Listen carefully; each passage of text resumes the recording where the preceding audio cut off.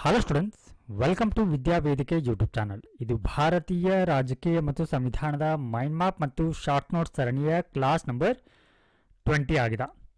In the last class we discussed about the composition of Rajya Sabha.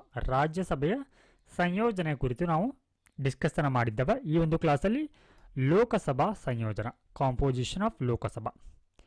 So ಈ ಒಂದು ಲೋಕಸಭೆಯಲ್ಲಿ ರಾಜ್ಯಗಳು ಮತ್ತು ಕೇಂದ್ರಾಡಳಿತ ಪ್ರದೇಶಗಳು, ಸ್ಟೇಟ್ಸ್ ಆ್ಯಂಡ್ ಯೂನಿಯನ್ ಟೆರಿಟರಿಯ ಪ್ರತಿನಿಧಿಗಳು ಇರ್ತಾರೆ.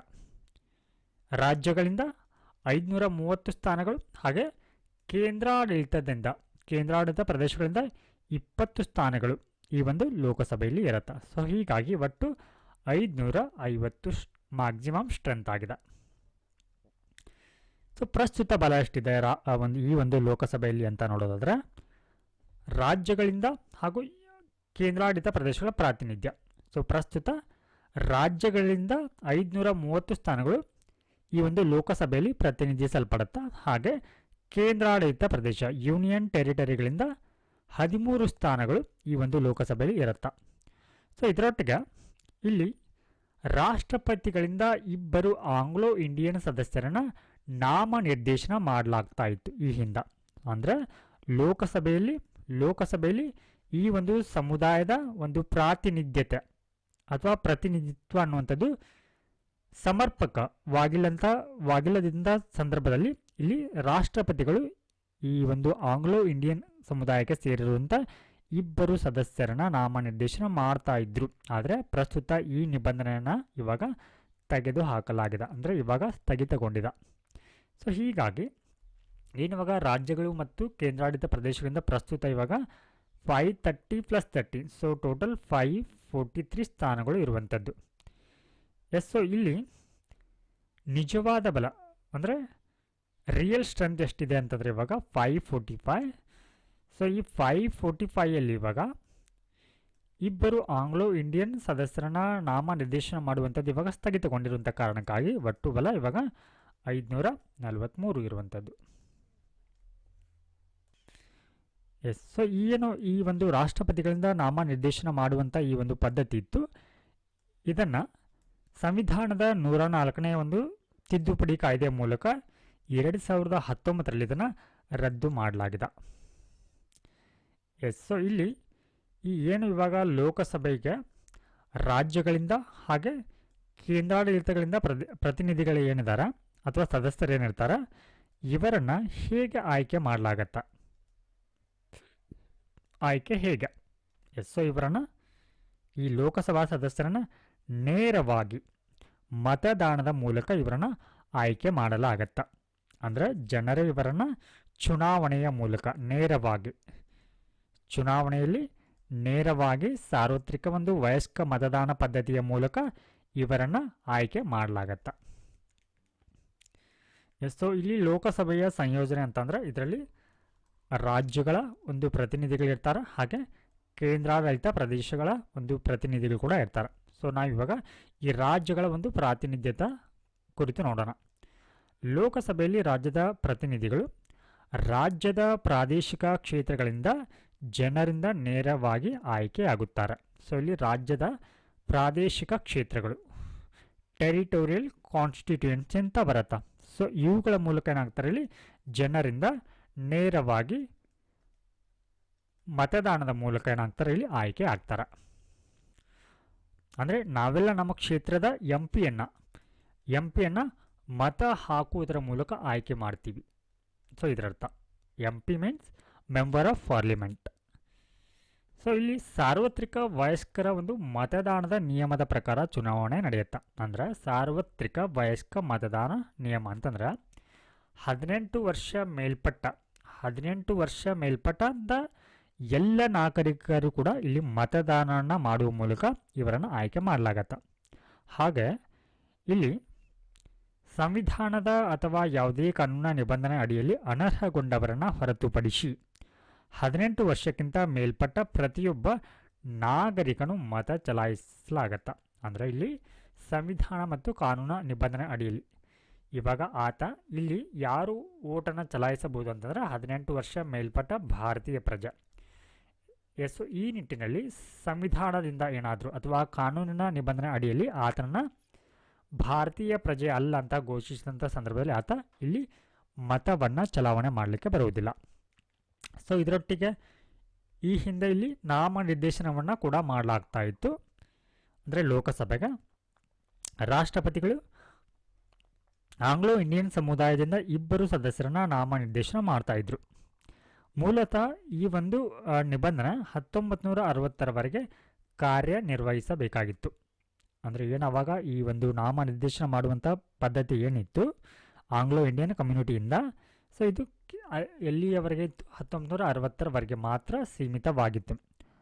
ಸೊ ಆದರೆ ಅದಾದ ನಂತರದಲ್ಲಿ ಮತ್ತೆ ಏನು ಮಾಡಲಾಗತ್ತಾ ಈ ಒಂದು 2009ರ ಒಂದು 95ನೇ ಒಂದು ಕಾನ್ಸ್ಟಿಟ್ಯೂಷನಲ್ ಅಮೆಂಡ್ಮೆಂಟ್ ಆ್ಯಕ್ಟ್ ಪ್ರಕಾರ ಮತ್ತೆ ಅದನ್ನು 2020ರವರೆಗೆ ವಿಸ್ತರಣೆಯನ್ನು ಮಾಡಿತ್ತು.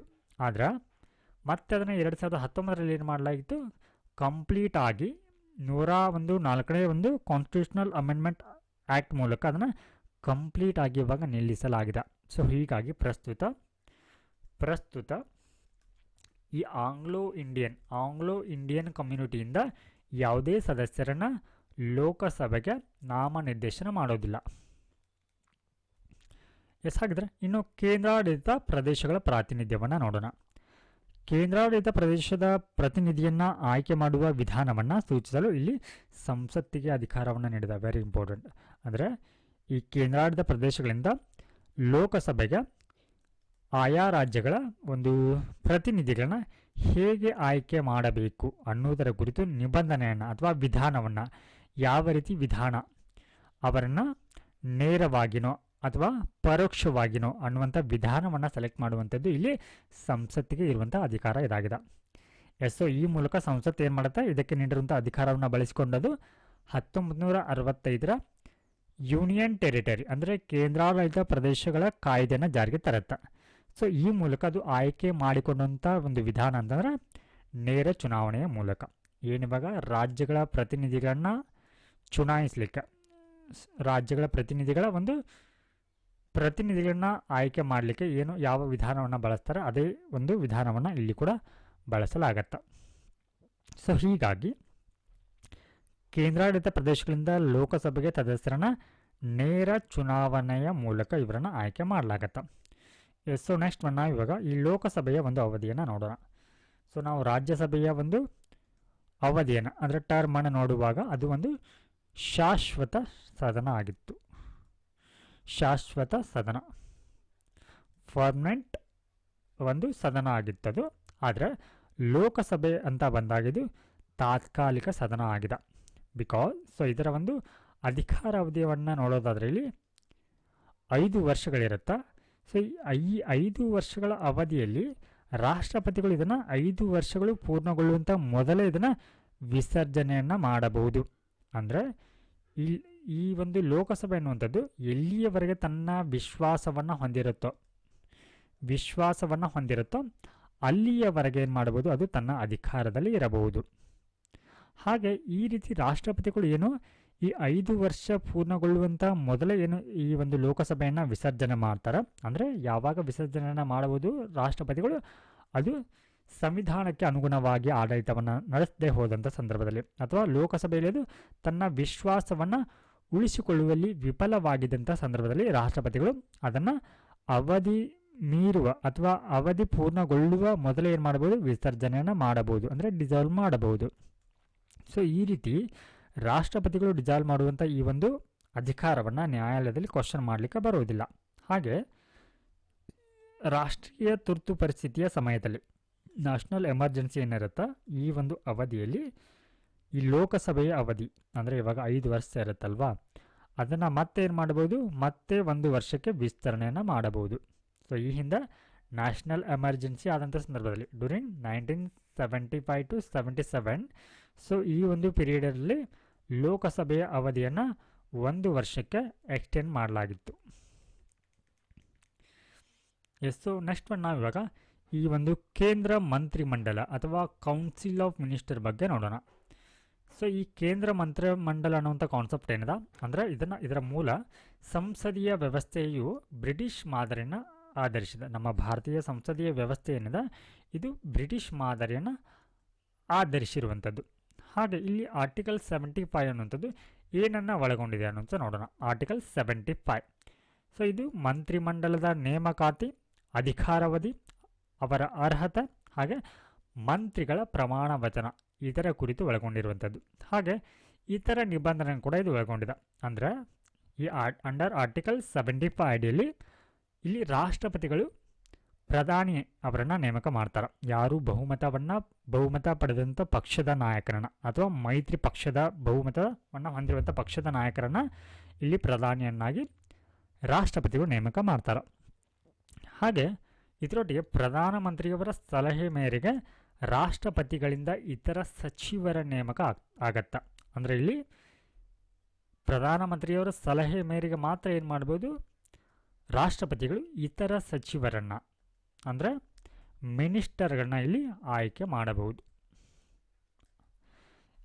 ಸೊ ಇದರೊಟ್ಟಿಗೆ ಏನಿವಾಗ ನಾವು ಕೌನ್ಸಿಲ್ ಆಫ್ ಮಿನಿಸ್ಟರ್ ಬಗ್ಗೆ ನೋಡ್ತಾ ಇದ್ದೀವಿ, ಮಂತ್ರಿಮಂಡಲ, ಇದರ ಗರಿಷ್ಠ ಗಾತ್ರ ಎಷ್ಟು ಜನ ಮಂತ್ರಿಗಳಿರಬೇಕು ಅನ್ನೋಂಥದ್ದನ್ನು ಇಲ್ಲಿ ಹೇಳಿದ್ದಾರೆ ಅಂತಂದ್ರೆ ಲೋಕಸಭೆಯ ಒಟ್ಟು ಸಾಮರ್ಥ್ಯದ 50% ಅಂದರೆ ಪ್ರಧಾನಮಂತ್ರಿಯವರನ್ನ ಒಳಗೊಂಡು ಒಟ್ಟು ಮಂತ್ರಿಮಂಡಲದ ಗಾತ್ರ ಅನ್ನುವಂಥದ್ದು ಲೋಕಸಭೆಯ ಒಟ್ಟು ಸಾಮರ್ಥ್ಯದ 15%.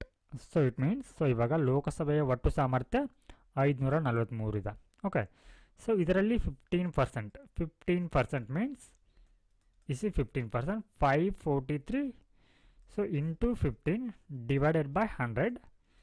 So this is 5.43 into 15 ಮಾಡಿದ್ರೆ so this is 81.45 ಬರುತ್ತೆ. So this is nearly 82. So ಹೀಗಾಗಿ ಒಟ್ಟು ಮಂತ್ರಿಗಳು ಎಷ್ಟಿರಬೇಕು, ಆ ಒಂದು ಸರ್ಕಾರದಲ್ಲಿ ಗರಿಷ್ಠ ಮಿತಿದ್ದು ಸೊ 82 ಇರಬೇಕನ್ನುವಂಥದ್ದನ್ನು ಈ ಒಂದು ನಿಬಂಧನೆ ಅನ್ನುವಂಥದ್ದು ಸಂವಿಧಾನದಲ್ಲಿ ಇರೋದಿಲ್ಲ. ಇಷ್ಟೇ ಜನರು ಇಲ್ಲಿ ಮಂತ್ರಿಗಳಿರಬೇಕು ಅನ್ನುವಂಥದ್ದನ್ನು. ಆದರೆ ಯಾವಾಗ ಈ ಒಂದು ನಿಯಮವನ್ನು ಜಾರಿಗೆ ತರಲಾಗತ್ತೆ ಅಂದರೆ ಇದನ್ನು ಸಂವಿಧಾನದ ಒಂದು 91ನೇ ಒಂದು ತಿದ್ದುಪಡಿಯ ಮೂಲಕ ಈ ಒಂದು ನಿಬಂಧನೆಯನ್ನು ತರಲಾಗತ್ತೆ. Very important. ಹಾಗೆ ಇಲ್ಲಿ ನೋಡಿ, ಅನರ್ಹ ಸದಸ್ಯ ಅಂದರೆ ಇವಾಗ ತನ್ನ ಸದಸ್ಯತ್ವದಿಂದ ಡಿಸ್ಕ್ವಾಲಿಫೈ ಅನರ್ಹರಾಗಿರುವಂಥ ವ್ಯಕ್ತಿ ಇಲ್ಲಿ ಸಚಿವರಾಗಲಿಕ್ಕೆ ಅಥವಾ ಮಂತ್ರಿ ಆಗಲಿಕ್ಕೆ ಸಾಧ್ಯ ಇಲ್ಲ. ಅಂದರೆ ಇವಾಗ ನಾವು ಲೋಕಸಭೆಯ ಬಗ್ಗೆ ನೋಡ್ತಾ ಇದ್ದೀವಿ. ಸೊ ಇವಾಗ ಯಾವುದೇ ಒಬ್ಬ ವ್ಯಕ್ತಿ MP ಆಗಿದ್ದಾನೆ ಅಂತ ಅಂದ್ಕೊಳ್ಳೋಣ. ಆತನನ್ನು ಪಕ್ಷಾಂತರದ ಒಂದು ನಿಷೇಧದ ಕಾಯ್ದೆ ಅಡಿಯಲ್ಲೋ ಅಥವಾ ಯಾವುದೇ ಕಾರಣಕ್ಕಾಗಿ ಆತನನ್ನು ಡಿಸ್ಕ್ವಾಲಿಫೈ ಅಥವಾ ಅನರ್ಹ ಮಾಡಲಾಗಿದೆ ಅಂತ ಅಂದ್ಕೊಳ್ಳೋಣ. ಸೊ ಇಂತಹ ವ್ಯಕ್ತಿಯನ್ನು ಮಿನಿಸ್ಟರ್ ಮಾಡಲಿಕ್ಕೆ ಬರುವುದಿಲ್ಲ. ಸೊ ಕನ್ನಡದಲ್ಲಿ ಇದಕ್ಕೆ ಮಿನಿಸ್ಟರ್ ಅಥವಾ ಸಚಿವರು ಅಥವಾ ಮಂತ್ರಿ ಅಂತ ಕರಿತೀವಿ. ಸೊ ಈ ರೀತಿ ಮಾಡಲಿಕ್ಕೆ ಬರುವುದಿಲ್ಲ. ಸೊ ಈ ಒಂದು ನಿಬಂಧನೆಯನ್ನು ಕೂಡ ಸೊ ಈ 91ನೇ ಒಂದು ಕಾನ್ಸ್ಟಿಟ್ಯೂಷನಲ್ ಅಮೆಂಡ್ಮೆಂಟ್ ಆ್ಯಕ್ಟ್ ಮೂಲಕವೇ ಜಾರಿಗೆ ತರಲಾಗಿರುವಂಥದ್ದು. ಸೊ ಇದರೊಟ್ಟಿಗೆ ಇಲ್ಲಿ ಕೌನ್ಸಿಲ್ ಆಫ್ ಮಿನಿಸ್ಟರ್ ಅಂದರೆ ಮಂತ್ರಿಮಂಡಲ ಅನ್ನುವಂಥದ್ದು ಇಲ್ಲಿ ಸಾಮೂಹಿಕವಾಗಿ ಲೋಕಸಭೆಗೆ ಜವಾಬ್ದಾರನಾಗಿರುತ್ತೆ. So very important point. So ಇಲ್ಲಿ ಕೌನ್ಸಿಲ್ ಆಫ್ ಮಿನಿಸ್ಟರ್ ಅನ್ನುವಂಥದ್ದು ಲೋಕಸಭೆಗೆ ಮಾತ್ರ ಅವರು ಸಾಮೂಹಿಕವಾಗಿ ಜವಾಬ್ದಾರಾಗಿರ್ತಾರೆ. ಅಂದರೆ ಇವಾಗ ಈ ಒಂದು ಕೌನ್ಸಿಲ್ ಆಫ್ ಮಿನಿಸ್ಟರ್ನ ಯಾವುದೇ ಒಬ್ಬ ಸಚಿವ ಏನಾದರೂ ತಪ್ಪನ್ನು ಮಾಡಿದ್ರೆ ಸೊ ಈ ತಪ್ಪಿಗೆ ಇಡೀ ಸರ್ಕಾರವೇ ಸಂಪೂರ್ಣ ಹೊಣೆಯಾಗಿರುತ್ತೆ. ಸೊ ಇದರೊಟ್ಟಿಗೆ ಈ ಕೌನ್ಸಿಲ್ ಆಫ್ ಮಿನಿಸ್ಟರ್ಸ್ ಏನಿರ್ತಾರೆ ಇವರು ಸಂಸತ್ತು ನಿರ್ಧರಿಸಲ್ಪಟ್ಟಂಥ ಸಂಬಳ ಮತ್ತು ಭತ್ಯೆಗಳನ್ನ ಪಡೀತಾರೆ. ಸೊ ಈ ಒಂದು ಕೇಂದ್ರ ಮಂತ್ರಿಮಂಡಲದ ಈ ಕುರಿತು ಈ ಆರ್ಟಿಕಲ್ 77 ಏನು ಹೇಳುತ್ತೆ ಅಂತ ನೋಡೋಣ. ಸರ್ಕಾರದ ವ್ಯವಹಾರದ ನಡವಳಿಕೆ ಕುರಿತು ಇದು ಹೇಳುತ್ತೆ. ಅಂದರೆ ಎಲ್ಲ ಕಾರ್ಯನಿರ್ವಾಹಕ ಕ್ರಮಗಳೇನಿರುತ್ತೆ ಅಂದರೆ ಸರ್ಕಾರ ಕೈಗೊಳ್ಳುವಂಥ ಎಲ್ಲ ಒಂದು ಎಕ್ಸಿಕ್ಯೂಟಿವ್ ಫಂಕ್ಷನ್ಸ್ ಏನಿರುತ್ತೆ ಈ ಎಲ್ಲ ಒಂದು ಕಾರ್ಯನಿರ್ವಾಹಕ ಕ್ರಮಗಳು ರಾಷ್ಟ್ರಪತಿಗಳ ಹೆಸರಿನಲ್ಲಿ ಚಲಾವಣೆ ಆಗುತ್ತೆ. ಸೊ ಇದರೊಟ್ಟಿಗೆ ಇಲ್ಲಿ ರಾಷ್ಟ್ರಪತಿಗಳು ಕೂಡ ನಿಯಮಗಳನ್ನು ಮಾಡ್ತಾರೆ, ರೂಲ್ಸನ್ನು ಮಾಡ್ತಾರೆ. ಸೊ ಯಾವುದಕ್ಕೆ ಸಂಬಂಧಪಟ್ಟಂತೆ ಭಾರತ ಸರ್ಕಾರದ ವ್ಯವಹಾರಗಳು ಹೆಚ್ಚು ಅನುಕೂಲವಾಗಿರಲೆಂದು ಅವರು ನಿಯಮಗಳನ್ನ ಮಾಡ್ತಾರೆ. ಹಾಗೆ ಇಲ್ಲಿ ಸರ್ಕಾರದ ಎಲ್ಲ ಆದೇಶಗಳು ಕೂಡ ಇಲ್ಲಿ ಆದೇಶಗಳು ರಾಷ್ಟ್ರಪತಿಗಳ ಹೆಸರಿನಲ್ಲಿ ಚಲಾವಣೆ ಆಗುತ್ತೆ. ಸೊ ಹೀಗಾಗಿ ಈ ಒಂದು ಆದೇಶಗಳೇನಿರುತ್ತೆ ಇವು ಪ್ರಮಾಣೀಕರಿಸಲಾಗಿರುತ್ತೆ. ಹಾಗೆ ಇವುಗಳು ರಾಷ್ಟ್ರಪತಿ ಮಾಡಿದಂಥ ನಿಯಮಗಳೇನಾಗಿರುತ್ತೆ ಇಲ್ಲಿ ಪ್ರಮಾಣೀಕರಿಸಲಾಗಿರುತ್ತೆ. ಸೊ ಹೀಗಾಗಿ ಈ ರೀತಿ ಕೈಗೊಂಡಂಥ ಆದೇಶದ ಸಿಂಧುತ್ವವನ್ನು ಇಲ್ಲಿ ಪ್ರಶ್ನಿಸೋ ಹಾಗಿಲ್ಲ, ಅಂದರೆ ಇವುಗಳನ್ನ ಯಾವುದೇ ನ್ಯಾಯಾಲಯದಲ್ಲಿ ಕ್ವಶನ್ ಮಾಡಲಿಕ್ಕೆ ಬರುವುದಿಲ್ಲ. ಹಾಗೆ ಆರ್ಟಿಕಲ್ 78 ಏನು ಹೇಳುತ್ತೆ ಅಂತ ನೋಡೋಣ. ಸೊ ಇಲ್ಲಿ ಆರ್ಟಿಕಲ್ 78 ಕೌನ್ಸಿಲ್ ಆಫ್ ಮಿನಿಸ್ಟರ್ನ ಎಲ್ಲ ನಿರ್ಧಾರಗಳನ್ನ ತಿಳಿಸುವಂಥದ್ದು. ಸೊ ಈ ಕೌನ್ಸಿಲ್ ಆಫ್ ಮಿನಿಸ್ಟರ್ನ ಹೆಡ್ ಯಾರಾಗಿರ್ತಾರೆ? ಪ್ರೈಮ್ ಮಿನಿಸ್ಟರ್ ಅವರು ಆಗಿರ್ತಾರೆ, PM ಅವರು ಆಗಿರ್ತಾರೆ. ಸೊ ಹೀಗಾಗಿ ಏನು ಈ ಕೌನ್ಸಿಲ್ ಆಫ್ ಮಿನಿಸ್ಟರ್ ಮಂತ್ರಿಮಂಡಲ ತೆಗೆದುಕೊಂಡಿರುವಂಥ ಎಲ್ಲ ನಿರ್ಧಾರಗಳನ್ನ ಈ ಪ್ರೈಮ್ ಮಿನಿಸ್ಟರ್ ಅವರು ಏನು ಮಾಡ್ತಾರೆ? ಪ್ರೆಸಿಡೆಂಟ್ ಅವರಿಗೆ ಇದನ್ನು ತಿಳಿಸ್ತಾರೆ. ಹಾಗೆ ರಾಷ್ಟ್ರಪತಿಗಳು ಕೇಳಬಹುದಾದಂಥ ಆಡಳಿತಕ್ಕೆ ಸಂಬಂಧಿಸಿದಂಥ ಮಾಹಿತಿಯನ್ನು ಒದಗಿಸುವಂಥದ್ದು. ಅಂದರೆ ರಾಷ್ಟ್ರಪತಿಗಳೇನಾದರೂ ಆಡಳಿತಕ್ಕೆ ಸಂಬಂಧಿಸಿದಂಥ ಯಾವುದೇ ಒಂದು ಮಾಹಿತಿಯನ್ನು ಕೇಳಿದ್ರೆ ಇಲ್ಲಿ ಈ ಕೌನ್ಸಿಲ್ ಆಫ್ ಮಿನಿಸ್ಟರ್ ಮಾಹಿತಿಯನ್ನು ನೀಡಬೇಕಾಗತ್ತೆ. ಸೊ ಇದರೊಟ್ಟಿಗೆ ಈ ಕೌನ್ಸಿಲ್ ಆಫ್ ಮಿನಿಸ್ಟರ್ ಏನು ಮಾಡುತ್ತೆ? ಕೆಲವೊಂದಿಷ್ಟು ನೇಮಕಾತಿಗಳ ಕುರಿತು ಈ ಪ್ರೆಸಿಡೆಂಟ್ ಅವರಿಗೆ ಸಲಹೆಯನ್ನು ನೀಡುತ್ತೆ. ಉದಾಹರಣೆಗೆ ಇವಾಗ UPSC ಸದಸ್ಯರ ಮತ್ತು ಅಧ್ಯಕ್ಷರ ಆಯ್ಕೆ ಅಂತ ಬಂದಾಗ, ಅಥವಾ ಅಟಾರ್ನಿ ಜನರಲ್ ಅಂತ ಬಂದಾಗ, ಸೊ ಇಂತಹ ಒಂದು ಪ್ರಮುಖ ನೇಮಕಾತಿಗಳ ಸಂದರ್ಭದಲ್ಲಿ ಕೌನ್ಸಿಲ್ ಆಫ್ ಮಿನಿಸ್ಟರ್ಸ್ ಸೊ ಇಲ್ಲಿ ಪ್ರೆಸಿಡೆಂಟ್ ಅವರಿಗೆ ಸಲಹೆಯನ್ನು ನೀಡ್ತಾರೆ.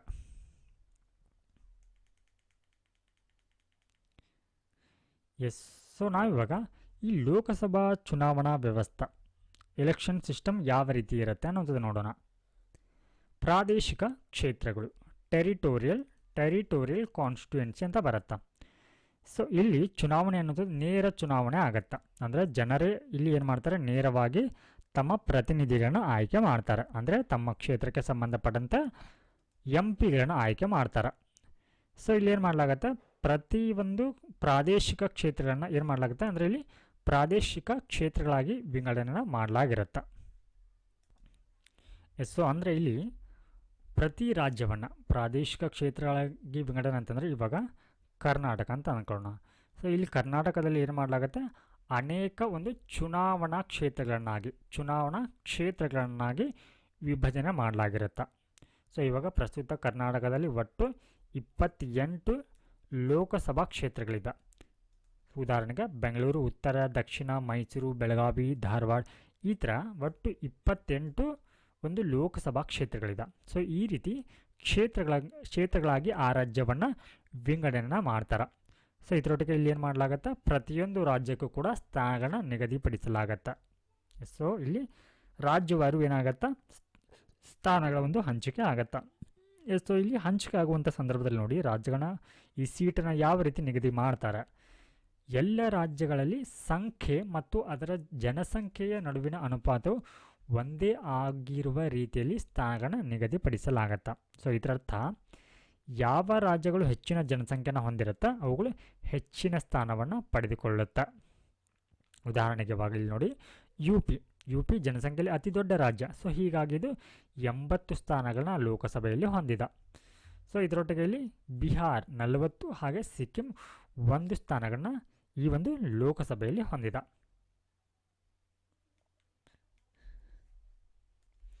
So next very important point. So ಇಲ್ಲಿ ಲೋಕಸಭೆಯಲ್ಲಿ ರಾಜ್ಯಗಳಿಂದ ಪ್ರಾತಿನಿಧ್ಯವನ್ನು ನೀಡುವಂಥ ಸಂದರ್ಭದಲ್ಲಿ ಇಲ್ಲಿ ಏಕರೂಪತೆಯನ್ನು ಖಚಿತಪಡಿಸುತ್ತೆ. ಏಕರೂಪತೆ ಅಂತಂದರೆ ಏನು ಅಂತ, ಯಾವುದರ ನಡುವೆ? ವಿವಿಧ ರಾಜ್ಯಗಳ ನಡುವೆ, ಹಾಗೆ ಒಂದೇ ರಾಜ್ಯದ ವಿವಿಧ ಕ್ಷೇತ್ರಗಳ ನಡುವೆ. ಏನಿದ್ರ ಅರ್ಥ ಅಂತಂದ್ರೆ, ಸೊ ಇಲ್ಲಿ ಯಾವುದೇ ಒಂದು ರಾಜ್ಯದ MP ಇರ್ತಾರೆ. ಸೊ ಆ ರಾಜ್ಯದ MP ಮತ್ತೊಂದು ರಾಜ್ಯದ ಕಂಪ್ಯಾರಿಸನ್ ಮಾಡ್ತಾರೆ ನೋಡಿ. ಇಲ್ಲಿ ಇವಾಗ ಕರ್ನಾಟಕ ಅಂತ ಅನ್ಕೋಣ, ಈ ರಾಜ್ಯದ MP ಮತ್ತೊಂದು ರಾಜ್ಯದ MP ಇವಾಗ ಮಹಾರಾಷ್ಟ್ರ ಅಂತ ಅನ್ಕೋಣ. ಸೊ ಈ ಇಬ್ಬರು MP ಗಳಲ್ಲಿ ಯಾರು ಕೂಡ ಅತಿ ಹೆಚ್ಚು ಜನರನ್ನು ಪ್ರತಿನಿಧಿಸಲಿಕ್ಕೆ ಬರುವುದಿಲ್ಲ. ಇಬ್ಬರು ಕೂಡ ಈಕ್ವಲ್ ನಂಬರ್ ಆಫ್ ಪೀಪಲ್ನ ಇಲ್ಲಿ ರಿಪ್ರೆಸೆಂಟ್ ಮಾಡಬೇಕಾಗತ್ತೆ. ಸೊ ಇದಾದ್ರೆ ಹಾಗೆ ತನ್ನದೇ ಕ್ಷೇತ್ರ, ಇವಾಗ ಕರ್ನಾಟಕದಲ್ಲಿ ಇವಾಗ ಬೆಂಗಳೂರು ಉತ್ತರ ಅಥವಾ ದಕ್ಷಿಣ ಅಂತ ತಿಳ್ಕೊಳ್ಳೋಣ. ಸೊ ಅದೇ ರೀತಿ ಬೆಳಗಾವಿ, ಸೊ ಇಲ್ಲಿ ಪ್ರತಿನಿಧಿಸುವಂಥ MP ಹಾಗೆ ಬೆಳಗಾವಿಯಲ್ಲಿ ಪ್ರತಿನಿಧಿಸುವಂಥ MP ಇಬ್ಬರೂ ಕೂಡ ಇಲ್ಲಿ ಸಮಾನವಾಗಿ ಜನರನ್ನು ಅವರು ರಿಪ್ರೆಸೆಂಟ್ ಮಾಡಬೇಕು. ಸೊ ಹೀಗಾಗಿ ಇಲ್ಲಿ ನೋಡಿ, ವಿವಿಧ ರಾಜ್ಯಗಳ ನಡುವೆ ಕರ್ನಾಟಕ ಮಹಾರಾಷ್ಟ್ರ ಯಾವ ರೀತಿ ಕಂಪ್ಯಾರಿಸನ್ ಮಾಡಿದ್ದೀವಿ ಆ ರೀತಿ. ಹಾಗೆ ಒಂದೇ ರಾಜ್ಯದ ವಿವಿಧ ಕ್ಷೇತ್ರಗಳ ನಡುವೆ ಬೆಳಗಾವಿ ಹಾಗೂ ಬೆಂಗಳೂರು ಈ ಥರ ಕಂಪ್ಯಾರಿಸನ್ ಮಾಡಿದ್ರೆ ಅವರಿಬ್ಬರು ಕೂಡ ಇಲ್ಲಿ ಸಮಾನವಾದಂತಹ ಜನಸಂಖ್ಯೆನ ರಿಪ್ರೆಸೆಂಟ್ ಮಾಡಬೇಕಾಗತ್ತೆ. ಸೊ ಈ ರೀತಿಯಲ್ಲಿ ಪ್ರಾತಿನಿಧ್ಯದ ಏಕರೂಪತೆಯನ್ನು ಇಲ್ಲಿ ಸಂವಿಧಾನವು ಖಚಿತಪಡಿಸುತ್ತೆ. ಹಾಗೆ ಇಲ್ಲಿ ಪ್ರತಿ ಜನಗಣತಿಯ ನಂತರ ಮರು ಹೊಂದಾಣಿಕೆನ ಮಾಡಲಾಗತ್ತೆ. ಅಂದರೆ ಡಿಲಿಮಿಟೇಷನ್ ಅಂತ ಬರುತ್ತೆ. ಕ್ಷೇತ್ರ ಪುನರ್ವಿಂಗಡಣೆ, ಡಿಲಿಮಿಟೇಷನ್, ಕ್ಷೇತ್ರ ಪುನರ್ವಿಂಗಡಣೆ ಅಂತ ಕರಿತೀವಿ ಕನ್ನಡದಲ್ಲಿ ಇದಕ್ಕೆ. ಸೊ ಇಲ್ಲಿ ಡಿಲಿಮಿಟೇಷನ್ ಮಾಡುವ ಮುಖಾಂತರ ಏನಾಗುತ್ತೆ, ರಾಜ್ಯಗಳಿಗೆ ಲೋಕಸಭೆಯಲ್ಲಿ ಸ್ಥಾನಗಳನ್ನ ಹಂಚಿಕೆ ಮಾಡಲಾಗತ್ತೆ. ಹಾಗೆ ರಾಜ್ಯವನ್ನು ಪ್ರಾದೇಶಿಕ ಕ್ಷೇತ್ರಗಳಾಗಿ ವಿಭಜಿಸಲಾಗತ್ತೆ. ಅಂದರೆ ಇಲ್ಲಿ ಡಿಲಿಮಿಟೇಷನ್ ಯಾವಾಗ ಮಾಡಲಾಗತ್ತೆ, ಪ್ರತಿ ಒಂದು ಜನಗಣತಿ ಏನಾಗುತ್ತೆ, ಸೊ ಅವಾಗ ಇಲ್ಲಿ ಜನಗಣತಿಯಲ್ಲಿ ವ್ಯತ್ಯಾಸ ಆಗಿರ್ಬೋದು, ಕಡಿಮೆ ಆಗಿರ್ಬೋದು ಅಥವಾ ಹೆಚ್ಚಾಗಿರ್ಬೋದು. ಸೊ ಹೀಗಾಗಿ ಅಲ್ಲಿ ಏನಾಗುತ್ತೆ, ಸ್ಥಾನಗಳ ಹಂಚಿಕೆ ಅನ್ನುವಂಥದ್ದು ವ್ಯತ್ಯಾಸ ಆಗುತ್ತೆ. ಹಾಗೆ ಕ್ಷೇತ್ರಗಳಲ್ಲಿ ವ್ಯತ್ಯಾಸ ಆಗಬಹುದು. ಸೊ ಹೀಗಾಗಿ ಪ್ರತಿ ಜನಗಣತಿಯ ನಂತರ ಇಲ್ಲಿ ಡಿಲಿಮಿಟೆಡ್ ಕ್ಷೇತ್ರ ಪುನರ್ವಿಂಗಡಣೆಯನ್ನು ಮಾಡಲಾಗತ್ತೆ. ಸೊ ಆ ಒಂದು ಸಂದರ್ಭದಲ್ಲಿ ಅಲ್ಲಿ ಸ್ಥಾನಗಳಲ್ಲಿ ವ್ಯತ್ಯಾಸ ಆಗ್ಬೋದು ಅಥವಾ ಈ ಟೆರಿಟೋರಿಯಲ್ ಕಾನ್ಸ್ಟಿಟ್ಯೂನ್ಸಿ ಅಂತ ಏನಿರುತ್ತೆ, ಪ್ರಾದೇಶಿಕ ಕ್ಷೇತ್ರಗಳ ಅವುಗಳಲ್ಲಿ ಕೂಡ ಅಲ್ಲಿ ವ್ಯತ್ಯಾಸ ಆಗಬಹುದು. ಸೊ ಈ ರೀತಿ ಡಿಲಿಮಿಟೇಷನ್ ಅಥವಾ ಕ್ಷೇತ್ರ ಪುನರ್ವಿಂಗಡಣೆಯನ್ನು ಮಾಡುವಂಥ ಅಧಿಕಾರ ಇಲ್ಲಿ ಸಂಸತ್ತಿಗೆ ಇರುವಂಥ ಅಧಿಕಾರ ಇದಾಗಿದೆ. ಇದರೊಟ್ಟಿಗೆ ಇಲ್ಲಿ ನೋಡಿ, ಸಂಸತ್ತು ಏನು ಮಾಡುತ್ತೆ, ಗಡಿ ನಿರ್ಣಯ ಆಯೋಗದ ಕಾಯ್ದೆಗಳನ್ನ ಜಾರಿಗೆ ತರುತ್ತೆ. ಸೊ ಈ ಒಂದು ಅಧಿಕಾರ ಇದೆ ಅದಕ್ಕೆ, ಡಿಲಿಮಿಟೇಷನ್ ಮಾಡುವಂಥ ಅಧಿಕಾರ. ಸೊ ಹೀಗಾಗಿ ಈ ಅಧಿಕಾರವನ್ನು ಬಳಸಿಕೊಂಡು ಸಂಸತ್ತು ಏನು ಮಾಡುತ್ತೆ, ಇಲ್ಲಿ ಗಡಿ ನಿರ್ಣಯ ಆಯೋಗದ ಕಾಯ್ದೆಗಳನ್ನ ಜಾರಿಗೆ ತರುತ್ತೆ. ಈ 1957ರಲ್ಲಿ, 1962ರಲ್ಲಿ, ಹಾಗೆ 1977ರಲ್ಲಿ, 1972ರಲ್ಲಿ, ಹಾಗೆ 2002ರಲ್ಲಿ. ಸೊ ನೋಡಿ, ಇಲ್ಲಿ ಏನು ಇವಾಗ ಪ್ರಸ್ತುತ ಒಂದು ಲೋಕಸಭಾ ಕ್ಷೇತ್ರಗಳ ಒಂದು ಸ್ಥಾನ ಇದೆ, ಅಂದರೆ ಗಡಿ ನಿರ್ಣಯ ಆಗಿದೆ. ಸೊ ಇದು 2002ರ ಒಂದು ಕಾಯ್ದೆಯ ಆಧಾರವಾಗಿ ಇಂದಿನ ಅನೇಕ ಒಂದು ಲೋಕಸಭಾ ಕ್ಷೇತ್ರಗಳನ್ನು ಅವುಗಳ ಗಡಿಯನ್ನು ಇಲ್ಲಿ ನಿರ್ಧಾರವನ್ನು ಅಥವಾ ನಿಗದಿಯನ್ನು ಮಾಡಿರುವಂಥದ್ದು. ಹಾಗೆ ಏನು ಇವಾಗ ಜನಸಂಖ್ಯೆ ಅನ್ನುವಂಥದ್ದು ಇದರ ಜನಸಂಖ್ಯಾ ಮಿತಿ ಕ್ರಮಗಳನ್ನು ಪ್ರೋತ್ಸಾಹಿಸಲಿಕ್ಕೆ ಏನು ಮಾಡುತ್ತೆ, ಈ ಒಂದು ಸಂವಿಧಾನದ ಒಂದು 42ನೇ ಒಂದು ತಿದ್ದುಪಡಿ ಕಾಯ್ದೆ ಮುಖಾಂತರ ಇನ್ 1976. ಸೊ ಇದನ್ನು ಏನು ಮಾಡಲಾಗುತ್ತೆ, 2000ರವರೆಗೆ ಲೋಕಸಭೆಯಲ್ಲಿ ಸೀಟು ಹಂಚಿಕೆ ಮಾಡುವಂಥದ್ದನ್ನು ಸ್ಥಗಿತ ಮಾಡುತ್ತೆ. ಸೊ ಇಲ್ಲಿ ಏನಾಗುತ್ತೆ, ಈ ಒಂದು ಸಂದರ್ಭದಲ್ಲಿ ಜನಸಂಖ್ಯೆನ ಮಿತಿ ಅಂದರೆ ಜನಸಂಖ್ಯಾ ಸ್ಫೋಟ ಆಗ್ತಾ ಇರತ್ತೆ. ಸೊ ಈ ಒಂದು ಸಂದರ್ಭದಲ್ಲಿ ಅತಿ ಹೆಚ್ಚಿನ ಜನಸಂಖ್ಯೆನ ಹೊಂದಿರುವಂಥ ರಾಜ್ಯಗಳಿಗೆ ಇದು ಹೆಚ್ಚಿನ ವರವಾಗ್ತಾ ಇರುತ್ತೆ. ಸೊ ಹೀಗಾಗಿ ಜನಸಂಖ್ಯೆಯನ್ನು ಒಂದು ಮಿತಿ ಎಲ್ಲಿ ಇಡಬೇಕು ಅನ್ನುವಂಥ ಕಾರಣಕ್ಕಾಗಿ ಇಲ್ಲೇನು ಮಾಡಲಾಗತ್ತೆ, ಈ ಒಂದು 42ನೇ ಒಂದು ಕಾನ್ಸ್ಟಿಟ್ಯೂಷನಲ್ ಅಮೆಂಡ್ಮೆಂಟ್ ಆ್ಯಕ್ಟ್ 1976 ಪ್ರಕಾರ 2000ರವರೆಗೆ ಯಾವುದೇ ರೀತಿಯ ಒಂದು ಸೀಟುಗಳನ್ನ ಹೆಚ್ಚಿಗೆ ಮಾಡೋ ಹಾಗಿಲ್ಲ, ಇಲ್ಲಿ ಯಾವುದೇ ರೀತಿಯ ಒಂದು ವ್ಯತ್ಯಾಸವನ್ನು ಮಾಡದೇ ಇರೋ ಹಾಗೆ ಒಂದು ಕಾಯ್ದೆಯನ್ನು ತರಲಾಗತ್ತೆ. ಸೊ ಇದರೊಟ್ಟಿಗೆ ಮತ್ತೆ ನೋಡಿ, ಇಲ್ಲಿ ಮತ್ತೆ 84ನೇ ಒಂದು ಕಾನ್ಸ್ಟಿಟ್ಯೂಷನಲ್ ಅಮೆಂಡ್ಮೆಂಟ್ ಆ್ಯಕ್ಟ್ ಬರುತ್ತೆ. ಸೊ 2001ರಲ್ಲಿ ಅದನ್ನು ಮತ್ತೇನು ಮಾಡಲಾಗುತ್ತೆ, 25 ವರ್ಷಗಳವರೆಗೆ ವಿಸ್ತರಣೆಯನ್ನು ಮಾಡಲಾಗತ್ತೆ. ಸೊ ಅಂದರೆ ಇವಾಗ 2000ರವರೆಗೆ ಇತ್ತು, ಅಂದರೆ 2025ರವರೆಗೆ ಯಾವುದೇ ರೀತಿ ಒಂದು ಸ್ಥಾನಗಳನ್ನ ಹಂಚಿಕೆ ಮಾಡುವಂಥದ್ದನ್ನು, ಸೀಟುಗಳನ್ನ ಹಂಚಿಕೆ ಮಾಡುವಂಥದ್ದನ್ನು ಇಲ್ಲಿ ಸ್ಥಗಿತ ಮಾಡುತ್ತೆ. ಸೊ ಇವಾಗ ಏನು 84ನೇ ಒಂದು ಸಂವಿಧಾನ ತಿದ್ದುಪಡಿ ಕಾಯ್ದೆ 2001ರಲ್ಲಿ ಏನು ಬರುತ್ತೆ, ಇದು ಏನು ಮಾಡುತ್ತೆ, 1991ರ ಜನಗಣತಿಯ ಆಧಾರದ ಮೇಲೆ ಸೀಟುಗಳನ್ನ ಹಂಚಿಕೆ ಮಾಡಬೇಕು ಅನ್ನೋಂಥ ಜಾರಿಗೆ ತರುತ್ತೆ. ಸೊ ಇದರೊಟ್ಟಿಗೆ 87ನೇ ಒಂದು ಸಂವಿಧಾನ ತಿದ್ದುಪಡಿ ಕಾಯ್ದೆ 2003 ಏನಿದೆ, ಇದು 2001ರ ಜನಗಣತಿ ಆಧಾರದ ಮೇಲೆ ಸೀಟುಗಳನ್ನ ಹಂಚಿಕೆ ಮಾಡಬೇಕು ಅನ್ನೋಂಥದ್ದನ್ನು ಹೇಳುತ್ತೆ. ಹಾಗೆ ಅನುಪಾತ ಪ್ರಾತಿನಿಧ್ಯವನ್ನು ಅಳವಡಿಸಿಕೊಳ್ಳಲಾಗಲಿಲ್ಲ. ಸೊ ನೋಡಿ, ಇವಾಗ ಲೋಕಸಭೆಯಲ್ಲಿ ನೇರ ಚುನಾವಣೆಯ ಮೂಲಕ ಸಾರ್ವತ್ರಿಕ ಒಂದು ವಯಸ್ಕ ಮತದಾನದ ವಿಧಾನದ ಮೂಲಕ ಇಲ್ಲಿ ಏನು ಮಾಡ್ತೀವಿ, ನಾವು ಸದಸ್ಯರನ್ನು ಇಲ್ಲಿ ಆಯ್ಕೆ ಮಾಡ್ತೀವಿ, ಪ್ರತಿನಿಧಿಗಳನ್ನ ಆಯ್ಕೆ ಮಾಡ್ತೀವಿ. ಆದರೆ ಇಲ್ಲಿ ಪ್ರಪೋರ್ಷನಲ್ ರಿಪ್ರೆಸೆಂಟೇಷನ್ನ ಅಂದರೆ ಅನುಪಾತ ಪ್ರಾತಿನಿಧ್ಯವನ್ನು ನಾವಿಲ್ಲಿ ಅಳವಡಿಸಿಕೊಂಡಿಲ್ಲ. ನಾವು ರಾಜ್ಯಸಭೆ ಅಂತ ಬಂದಾಗ ಅಲ್ಲಿ ಪ್ರಪೋರ್ಷನಲ್ ಸಿಸ್ಟಮ್ ಪ್ರಪೋರ್ಷನಲ್ ರೀಪ್ರೆಸೆಂಟೇಷನ್ ಒಂದು ಸಿಸ್ಟಮನ್ನು ಅಳವಡಿಸಿಕೊಂಡಿದ್ವಿ. ಆದರೆ ಇಲ್ಲಿ ಅದನ್ನು ನಾವು ಅಳವಡಿಸಿಕೊಂಡಿಲ್ಲ. ರಾಜ್ಯಸಭೆಗೆ ನಾವು ಅನುಪಾತ ಪ್ರಾತಿನಿಧ್ಯವನ್ನು ಅಳವಡಿಸಿಕೊಂಡಿದ್ದೇವೆ. ಆದರೆ ಲೋಕಸಭೆಗೆ ನಾವು ಪ್ರಾದೇಶಿಕ ಪ್ರಾತಿನಿಧ್ಯವನ್ನು ಅಳವಡಿಸಿಕೊಂಡಿದ್ದೇವೆ. ಇದು ವ್ಯತ್ಯಾಸ ಗೊತ್ತಿರಬೇಕು ನಮ್ಗೆ. ಹಾಗೆ ಇಲ್ಲಿ ನೋಡಿ, ಬಹುಮತದ ಮತಗಳನ್ನ ಪಡೆಯುವಂಥ ಅಭ್ಯರ್ಥಿ ಇಲ್ಲಿ ಗೆಲ್ತಾರೆ. ಅಂದರೆ ಹೆಚ್ಚು ಮತಗಳನ್ನ ಪಡೆದಿರುವಂಥ ಅಭ್ಯರ್ಥಿ ಇಲ್ಲಿ ಗೆದ್ದಿತಾನ. ಇಲ್ಲಿ ನೋಡಿ, ಭಾರತದಲ್ಲಿ ಈ 50% ಬಹುಮತದ ಒಂದು ನಿಯಮ ಇಲ್ಲ. ಸೊ ಅಂದರೆ ಇವಾಗ ಈ ಒಂದು ಎಲೆಕ್ಷನ್ಗೆ 3 ಜನ ಕಂಟೆಸ್ಟ್ ಮಾಡಿದ್ದಾರೆ ಅಂತ ಅನ್ಕೋಣ, A, B, C ಅಂತ ಹೇಳಿ. ಇದರಲ್ಲಿ A 40% ವೋಟರನ್ನು ತೆಗೆದುಕೊಳ್ತಾನ ಅಂತ ಅನ್ಕೋಣ. ಅಂದರೆ ಒಟ್ಟು ಚಲಾವಣೆಯಾದಂಥ 100 ಮತಗಳಲ್ಲಿ 40 ವೋಟನ್ನು ತೆಗೆದುಕೊಂಡಿದ್ದಾನೆ ಅಂತ ಅಂತಾರೆ. ಸೊ B 35 ಅಂತ ಅನ್ಕೋಣ, 35%. ಸೊ ಹಾಗೆ C 25% ತೆಗೆದುಕೊಂಡಿದ್ದಾನೆ ಅಂತ ಅನ್ಕೋಣ. ಸೊ ಹೀಗಾಗಿ ಇಲ್ಲಿ ಯಾರು ಅತಿ ಹೆಚ್ಚು ಮತಗಳನ್ನ ಪಡೆದಿರ್ತಾರೆ ಅಂದರೆ ಅವರು ಇಲ್ಲಿ ವಿನ್ ಆಗ್ತಾರೆ. ಸೊ ಹೀಗಾಗಿ ಈ ಒಂದು ಚುನಾವಣೆಯಲ್ಲಿ A ವಿನ್ ಆಗ್ತಾನೆ. ಆದರೆ ಇಲ್ಲಿ ನೋಡಿ, 50% ಬಹುಮತದ ನಿಯಮವಿಲ್ಲ ಅಂತಂದರೆ ಕೆಲವೊಂದು ದೇಶಗಳಲ್ಲಿ ಏನಾಗುತ್ತಾ, ಈ ಕಂಟೆಸ್ಟ್ ಮಾಡಿರುವಂತಹ ಒಂದು ಚುನಾವಣೆಯಲ್ಲಿ ಏನು ಅಭ್ಯರ್ಥಿಗಳಿರ್ತಾರೆ, ಇವರಲ್ಲಿ ಯಾರಾದರೂ ಒಬ್ಬರು ಸೊ ಮೋರ್ ದ್ಯಾನ್ 50% ವೋಟನ್ನು ತೆಗೆದುಕೊಳ್ಬೇಕು. ಅಂದಾಗ ಮಾತ್ರ ಆತ ಏನಾಗ್ತಾನೆ, ಇಲ್ಲಿ ವಿನ್ ಆಗಿರ್ತಿದ್ದ. ಸೊ ಈ ಒಂದು ನಿಯಮ ಭಾರತದಲ್ಲಿ ಇಲ್ಲ. ಚಲಾವಣೆಯಾದ ಒಟ್ಟು ಮತಗಳಲ್ಲಿ ಯಾರು ಅತಿ ಹೆಚ್ಚು ಮತಗಳನ್ನು ಪಡೆದಿರ್ತಾರೆ ಅವರು ಇಲ್ಲಿ ವಿನ್ನರ್ ಆಗಿ ಘೋಷಣೆ ಆಗ್ತಾರೆ. ಈ ವ್ಯವಸ್ಥೆಯಲ್ಲಿ ಎಲ್ಲ ವರ್ಗದ ಜನರು ಅವರ ಜನಸಂಖ್ಯೆಗೆ ಅನುಗುಣವಾಗಿ ಪ್ರಾತಿನಿಧ್ಯವನ್ನು ಪಡೀತಾರೆ. ಸೊ ಇದರರ್ಥ ಇಲ್ಲಿ SC ಆಗಿರ್ಬೋದು, ST ಆಗಿರ್ಬೋದು ಅಥವಾ ಸಾಮಾನ್ಯರು, ಸೊ ಎಲ್ಲರಿಗೂ ಕೂಡ ಏನಾಗುತ್ತೆ, ಇಲ್ಲಿ ಕ್ಷೇತ್ರ ಮಟ್ಟದಲ್ಲಿ ಅವರಿಗೆ ಅವಕಾಶ ಸಿಗತ್ತಾ, ಪ್ರಾತಿನಿಧ್ಯವನ್ನು ಪಡೀತಾರೆ. ಸೊ ಹೀಗಾಗಿ ನೋಡಿ, ಜನಸಂಖ್ಯೆಯ ಅತ್ಯಂತ ಚಿಕ್ಕ ವಿಭಾಗವು ಸಹ ಏನಾಗುತ್ತೆ, ಇಲ್ಲಿ ಪ್ರಾತಿನಿಧ್ಯದಲ್ಲಿ ತನ್ನ ಪಾತ್ರವನ್ನು ಪಡೆಯುತ್ತೆ. ಸೊ ಉದಾಹರಣೆಗೆ ನೋಡಿ, ಜನಸಂಖ್ಯೆಯಲ್ಲಿ ಅತಿ ಚಿಕ್ಕದಾಗಿರುವಂಥದ್ದು ರಾಜ್ಯ ಸಿಕ್ಕಿಂ ಕೂಡ ಏನಾಗುತ್ತೆ, ಇಲ್ಲಿ ಸಿಕ್ಕಿಂ ಒಂದು ಸ್ಥಾನವನ್ನು ಪಡೆದುಕೊಂಡಿದೆ. ಜನಸಂಖ್ಯೆಯಲ್ಲಿ ಅದು ಅತಿ ಕಡಿಮೆ ಇದ್ದರೂ ಕೂಡ ಲೋಕಸಭೆಯಲ್ಲಿ ಅದು ತನ್ನ ಒಂದು ಸ್ಥಾನವನ್ನು ಪಡೆದುಕೊಂಡಿದೆ. ಸೊ ಇವಾಗ ಲೋಕಸಭಾ ಚುನಾವಣಾ ವ್ಯವಸ್ಥೆಯನ್ನು ನೋಡ್ತಾ ಇದ್ದೀವಿ. ಇದರಲ್ಲಿ ಮತದಾನದಲ್ಲಿ 2 ರೀತಿಯ ಒಂದು ವಿಧಗಳು ಬರುತ್ತೆ. ಮತದಾನ ವ್ಯವಸ್ಥೆಯಲ್ಲಿ 2 ವಿಧಗಳು ಬರುತ್ತೆ. ಸೊ ಮೊದಲನೇದಾಗಿ ಏಕಮತ ವರ್ಗಾವಣಾ ಪ್ರಮಾಣಗುಣ ಪದ್ಧತಿ, single transferable voting system, proportional representation ಅಂತ. ಸೊ ಅಂದರೆ ಇಲ್ಲಿ ಮತವನ್ನು ಆದ್ಯತೆಯ ಆಧಾರವಾಗಿ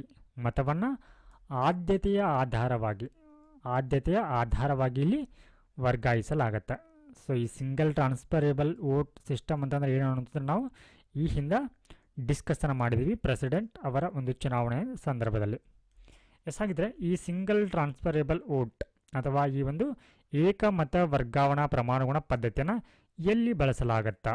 ಸೊ ಇದನ್ನು ರಾಜ್ಯಸಭೆ, ರಾಜ್ಯ ವಿಧಾನ ಪರಿಷತ್ತು, ರಾಜ್ಯಸಭಾ ಹಾಗೆ ರಾಜ್ಯ ವಿಧಾನ ಪರಿಷತ್ತು ಲೆಜಿಸ್ಲೇಟಿವ್ ಕೌನ್ಸಿಲ್ನಲ್ಲಿ, ಹಾಗೆ ರಾಷ್ಟ್ರಪತಿಗಳ ಚುನಾವಣೆಯಲ್ಲಿ, ಪ್ರೆಸಿಡೆಂಟ್ ಅವರ ಚುನಾವಣೆಯಲ್ಲಿ, ಹಾಗೆ ಉಪರಾಷ್ಟ್ರಪತಿ ವೈಸ್ ಪ್ರೆಸಿಡೆಂಟ್ ಇವರ ಒಂದು ಚುನಾವಣೆಯಲ್ಲಿ ಈ ಒಂದು ಸಿಂಗಲ್ ಟ್ರಾನ್ಸ್ಫರಬಲ್ ವೋಟ್ ಸಿಸ್ಟಮನ್ನು ಬಳಸಲಾಗತ್ತೆ. ಸೊ ನೆಕ್ಸ್ಟ್ ಒನ್, ಲೋಕಸಭೆಗೆ ಅನುಪಾತ ಪ್ರಾತಿನಿಧ್ಯವನ್ನು ಅಳವಡಿಸಿಕೊಳ್ಳದಿರಲು ಕಾರಣಗಳು. ಏನಿವಾಗ ರಾಜ್ಯಸಭೆಯಲ್ಲಿ ಈ ಅನುಪಾತ ಪ್ರಾತಿನಿಧ್ಯ ಅಥವಾ ಪ್ರಪೋರ್ಷನಲ್ ರೀಪ್ರೆಸೆಂಟೇಷನ್ ಏನಿದೆ ಇದನ್ನು ಯಾಕೆ ಅಳವಡಿಸಿಕೊಂಡಿಲ್ಲ ಅನ್ನೋಂಥ ನೋಡೋಣ. ಸೊ ಈ ರೀತಿಯ ಒಂದು ವ್ಯವಸ್ಥೆ ಏನಿದೆ ರಾಜ್ಯಸಭೆಯಲ್ಲಿ, ಈ ಪ್ರಪೋರ್ಷನಲ್ ರೀಪ್ರೆಸೆಂಟ್ ಅನ್ನುವಂಥದ್ದು ಇದು ಸಾಮಾನ್ಯ ಮತದಾರರಿಗೆ ಅರ್ಥ ಆಗೋದಿಲ್ಲ ಇದು ಅಷ್ಟು ಬೇಗ. ಸೊ ಫಸ್ಟ್ ನೀವೇನು ಮಾಡಬೇಕಾಗತ್ತೆ, ABC ಅಂತ ಚುನಾವಣೆಗೆ ನಿಂತ್ಕೊಂಡ್ರೆ ಅಲ್ಲಿ ನೀವು ಫಸ್ಟ್ ಆದ್ಯತೆ ಮೇರೆಗೆ ಸೊ ಇಲ್ಲಿ 3ವರೆಗೆ ಕೂಡ ಮತವನ್ನು ಹಾಕಬೇಕಾಗತ್ತೆ. First preference, second preference, third preference ಅಂತ ಹೇಳಿ. ಸೊ ಇಲ್ಲಿ ಕೋಟಾ ಅಂತ ಇರುತ್ತೆ. ಕೋಟಾದಲ್ಲಿ ಯಾರು ಪಡೆಯೋದಿಲ್ಲ ಅವರನ್ನು ಎಲಿಮಿನೇಟ್ ಮಾಡಲಾಗುತ್ತೆ. ಮತ್ತು ಈ ಸಿಯ ಒಂದು ಮತಗಳನ್ನ ಬೇರೆಯವರಿಗೆ ವರ್ಗಾವಣೆ ಮಾಡುತ್ತೆ. ಇದೆಲ್ಲವೂ ಕೂಡ ಒಂದಿಷ್ಟು ಅವರಿಗೆ ಒಂದು ಗೊಂದಲವನ್ನು ಸೃಷ್ಟಿಸಿಬಿಡುತ್ತೆ. ಸೊ ಈ ರೀತಿಯ ಒಂದು ವ್ಯವಸ್ಥೆ, ಹೀಗಾಗಿ ಇದನ್ನು ಅಳವಡಿಸಿಕೊಂಡಿಲ್ಲ. ಇದರೊಟ್ಟಿಗೆ ಇಲ್ಲಿ ನೋಡಿ, ಬಹು ರಾಜಕೀಯ ಪಕ್ಷಗಳು, ಆದ್ದರಿಂದ ಸಂಸದೀಯ ಸಭೆಗೆ ಸೂಕ್ತವಲ್ಲ. ಸೊ ನೋಡಿ, ಇಲ್ಲಿ ಚುನಾವಣೆಯಲ್ಲಿ ನಮ್ಮ ಒಂದು ಭಾರತೀಯ ಒಂದು ವ್ಯವಸ್ಥೆಯಲ್ಲಿ ಏನಾಗಿದೆ ಅಂದರೆ ಹಲವಾರು ಬಹು ಪಕ್ಷಗಳಿದೆ. ಸುಮಾರು ಪಕ್ಷಗಳಿದೆ. ಸೊ ಈ ಎಲ್ಲ ಪಕ್ಷಗಳಿಗೂ ನೀವು ಈ ಆದ್ಯತೆಯನ್ನು ಕೊಡ್ತಾ ಹೋದರೆ ಏನಾಗುತ್ತೆ, ಚುನಾವಣೆ ಅನ್ನೋಂಥದ್ದು ತುಂಬ ಡಿಲೇ ಆಗುತ್ತಾ. ಸೊ ಹೀಗಾಗಿ ಬಹು ಪಕ್ಷಗಳಿರುವಂಥ ಕಾರಣಕ್ಕಾಗಿ ಸೊ ಇಲ್ಲಿ ಸಾಮಾನ್ಯವಾಗಿ ಪಿ ಆರ್ ವ್ಯವಸ್ಥೆಯಲ್ಲಿ 3 to 4 5ವರೆಗೆ ಇದ್ದರೂ ಏನಾಗುತ್ತೆ, ಈಸಿಯಾಗಿ ನೀವು ಅಲ್ಲಿ ಪ್ರಿಫರೆನ್ಸನ್ನು ಕೊಡ್ಬೋದು. ಆದರೆ ಅದಕ್ಕೂ ಹೆಚ್ಚು 100ಕ್ಕೂ ಕೂಡ ಹೆಚ್ಚಿನ ಒಂದು ಪಕ್ಷಗಳಿರುತ್ತೆ, ಅಂದರೆ ಪಕ್ಷೇತರು ಕೂಡ ಅಲ್ಲಿ ಕಾಂಟೆಸ್ಟ್ ಮಾಡಿರ್ತಾರೆ. ಈ ಒಂದು ಸಂದರ್ಭದಲ್ಲಿ ನೀವು ಆದ್ಯತೆಯ ಮೇಲೆ ಆಧಾರದ ಮೇಲೆ ಮತವನ್ನು ಚಲಾಯಿಸುವಂಥದ್ದು ಏನಾಗುತ್ತೆ, ಸೂಕ್ತ ಆಗಿರೋದಿಲ್ಲ. ಸೊ ಹೀಗಾಗಿ ಇದು ಅನಾನುಕೂಲವಾಗಿರುವಂಥದ್ದು, ಇದರೊಟ್ಟಿಗೆ ಇದು ಹೆಚ್ಚು ದುಬಾರಿಯೂ ಕೂಡ ಆಗಿರುತ್ತೆ. ಸೊ ಹೀಗಾಗಿ ಏನು ಮಾಡುತ್ತೆ, ಇದು ಪಕ್ಷ ವ್ಯವಸ್ಥೆಯ ಮಹತ್ವವನ್ನು ಹೆಚ್ಚಿಸುತ್ತೆ. ಸೊ ಮತ್ತು ಮತದಾರರ ಮಹತ್ವವನ್ನು ಕಡಿಮೆ ಮಾಡುತ್ತೆ ಅನ್ನುವಂಥ ಕಾರಣಕ್ಕಾಗಿ ಈ ಒಂದು ವ್ಯವಸ್ಥೆಯನ್ನು, ಅಂದರೆ ಈ ಅನುಪಾತ ಪ್ರಾತಿನಿಧ್ಯವನ್ನು ಲೋಕಸಭೆಯಲ್ಲಿ ಅಳವಡಿಸಿಕೊಂಡಿಲ್ಲ.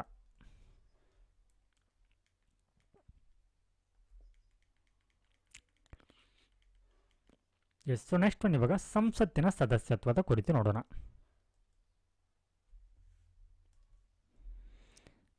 ಎಸ್. ಸೊ ಇಲ್ಲಿ ಸಂಸತ್ತು ಅಂತಂದು ಬಂದರೆ ಎರಡನ್ನು ಕೂಡ ನಾವು ಪರಿಗಣಿಸಬೇಕು, ರಾಜ್ಯಸಭೆ ಮತ್ತು ಲೋಕಸಭಾ. ಎಸ್. ಸೊ ನೋಡಿ, ಇಲ್ಲಿ ಈ ಸಂಸತ್ತಿನ ಒಂದು ಸದಸ್ಯರಾಗ ಬಯಸುವಂಥ ವ್ಯಕ್ತಿಗಳು ಒಂದಿಷ್ಟು ಅರ್ಹತೆಗಳನ್ನ ನಿಗದಿಪಡಿಸಲಾಗಿದೆ. ಹಾಗಿದ್ರೆ ಯಾವ ಅರ್ಹತೆಗಳನ್ನು ಅವರು ಹೊಂದಿರಬೇಕು ಅನ್ನುವಂಥದ್ದು ನೋಡೋಣ.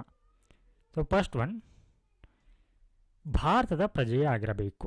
ಸೊ ಸಂಸತ್ತಿನ ಒಂದು ಸದಸ್ಯರಾಗಿರಬೇಕಾದ್ರೆ ಅವರು ಕಡ್ಡಾಯವಾಗಿ ಇಂಡಿಯನ್ ಸಿಟಿಜನ್ ಆಗಿರಬೇಕು. ಅಂದರೆ ಇವಾಗ ವಿದೇಶಿ ನಾಗರಿಕ ಇಲ್ಲಿ MP ಆಗಲಿಕ್ಕೆ ಬರುವುದಿಲ್ಲ. ಹಾಗೆ ಚುನಾವಣಾ ಆಯೋಗದಿಂದ ಅಧಿಕೃತಗೊಳಿಸಲಾದಂಥ ವ್ಯಕ್ತಿಯ ಮುಂದೆ ಪ್ರಮಾಣ ವಚನ ಅಥವಾ ದೃಢೀಕರಣವನ್ನು ಮಾಡಬೇಕು ಮತ್ತು ಅದಕ್ಕೆ ಸಮ್ಮತಿಸಬೇಕು. ಚುನಾವಣಾ ಆಯೋಗ ಏನು ಮಾಡುತ್ತೆ, ನಾಮಿನೇಟ್ ಮಾಡುವಂಥ ಸಂದರ್ಭದಲ್ಲಿ, ಅಂದರೆ ಈ ಒಂದು ನಾಮಪತ್ರವನ್ನು ಸಲ್ಲಿಸುವಂಥ ಸಂದರ್ಭದಲ್ಲಿ ಚುನಾವಣಾ ಆಯೋಗ ಏನು ಮಾಡುತ್ತೆ, ಒಂದಿಷ್ಟು ಪ್ರಮಾಣ ವಚನ ಮತ್ತು ದೃಢೀಕರಣವನ್ನು ಹೇಳಿರುತ್ತೆ, ಅದನ್ನು ಮಾಡಬೇಕು ಮತ್ತು ಅದಕ್ಕೆ ಸಮ್ಮತಿಯನ್ನು ಕೂಡ ನೀಡಬೇಕು. ಸೊ ಏನು ಅಂತಂದ್ರೆ ಇಲ್ಲಿ ಸಂವಿಧಾನಕ್ಕೆ ನಿಜವಾದ ನಂಬಿಕೆ ಮತ್ತು ನಿಷ್ಠೆಯನ್ನು ಹೊಂದುವುದಾಗಿ ಮತ್ತು ಭಾರತದ ಸಾರ್ವಭೌಮತ್ವ ಮತ್ತು ಸಮಗ್ರತೆಯನ್ನು ಎತ್ತಿ ಹಿಡಿಯಲು ಈ ರೀತಿಯಲ್ಲಿ ಪ್ರಮಾಣ ವಚನ ಮತ್ತು ದೃಢೀಕರಣವನ್ನು ಮಾಡಬೇಕಾಗತ್ತೆ. ಸೊ ಇಲ್ಲಿ ರಾಜ್ಯಸಭೆಯ ಸದಸ್ಯತ್ವವನ್ನು ಹೊಂದಬೇಕಂದ್ರೆ 30 ವರ್ಷಕ್ಕಿಂತ ಕಡಿಮೆ ವಯಸ್ಸಿನವರಾಗಿರಬಾರ್ದವರು. ಸೊ ಅಂದರೆ 30 ಅಥವಾ 30ಕ್ಕಿಂತ ಹೆಚ್ಚಿನ ವಯಸ್ಸಿನವರಾಗಿರಬೇಕು ಅವರು. ಹಾಗೆ ಲೋಕಸಭೆಯ ಒಂದು ಸದಸ್ಯತ್ವವನ್ನು ಪಡೆದುಕೊಳ್ಳಬೇಕಾದ್ರೆ ಅವರು 25ಕ್ಕಿಂತ ಕಡಿಮೆ ಇರಬಾರ್ದು, ಅಂದರೆ ಅವರು 25 ವರ್ಷ ಅಥವಾ 25ಕ್ಕಿಂತ ಮೇಲ್ಪಟ್ಟ ವಯಸ್ಸಿನವರಾಗಿರಬೇಕು. ಹಾಗೆ ಇದರೊಟ್ಟಿಗೆ ಸಂಸತ್ತು ಕೂಡ ಕೆಲವೊಂದಿಷ್ಟು ಅರ್ಹತೆಗಳನ್ನ ನಿಗದಿಪಡಿಸುತ್ತೆ. ಸೊ ಈ ರೀತಿ ಸಂಸತ್ತು ನಿಗದಿಪಡಿಸಿದಂಥ ಇತರ ಅರ್ಹತೆಗಳನ್ನು ಕೂಡ ಅವರು ಹೊಂದಿರಬೇಕಾಗತ್ತೆ. ಸೊ ಇಲ್ಲಿ ನೋಡಿ, ವೆರಿ ಇಂಪಾರ್ಟೆಂಟ್ ಪಾಯಿಂಟ್, ಲೋಕಸಭೆಯ ಸ್ಪೀಕರ್ ಆಗಲಿಕ್ಕೆ ಕನಿಷ್ಠ ವಯಸ್ಸು 25 ಆಗಿರಬೇಕು. ಆದರೆ ರಾಜ್ಯಸಭೆಯ ಅಧ್ಯಕ್ಷರಾಗಲಿಕ್ಕೆ, ರಾಜ್ಯಸಭೆಯ ಚೇರ್ಮನ್, ಸಭಾಪತಿ, ಕಂಪ್ಯಾರಿಸನ್ ನೋಡಿ, ಇಲ್ಲಿ ರಾಜ್ಯಸಭೆಯ ಒಂದು ಚೇರ್ಮನ್ ಆಗಲಿಕ್ಕೆ ಕನಿಷ್ಠ ವಯಸ್ಸು 35 ಆಗಿರಬೇಕು. ಸೊ ಇಲ್ಲಿ ನೋಡಿ, ಹಾಗೆ ಅವರು ರಾಷ್ಟ್ರಪತಿಗಳಾಗಿರುವುದರಿಂದ ಉಪರಾಷ್ಟ್ರಪತಿಗಳಾಗಲು ಅವರಿಗೆ 35 ವಯಸ್ಸಾಗಿರಬೇಕು. ಎಸ್. ಸೊ ಇಲ್ಲಿ ನೋಡಿ, ಈ 1951 ಜನತಾ ಪ್ರಾತಿನಿಧ್ಯ ಕಾಯ್ದೆ ಅಂತ ಬರುತ್ತೆ, ವೆರಿ ಇಂಪಾರ್ಟೆಂಟ್ ಆ್ಯಕ್ಟ್ ಇದು, representation of people act 1951. So ಇದೊಂದಿಷ್ಟು ಅರ್ಹತೆಗಳನ್ನ ಸೂಚಿಸುತ್ತೆ.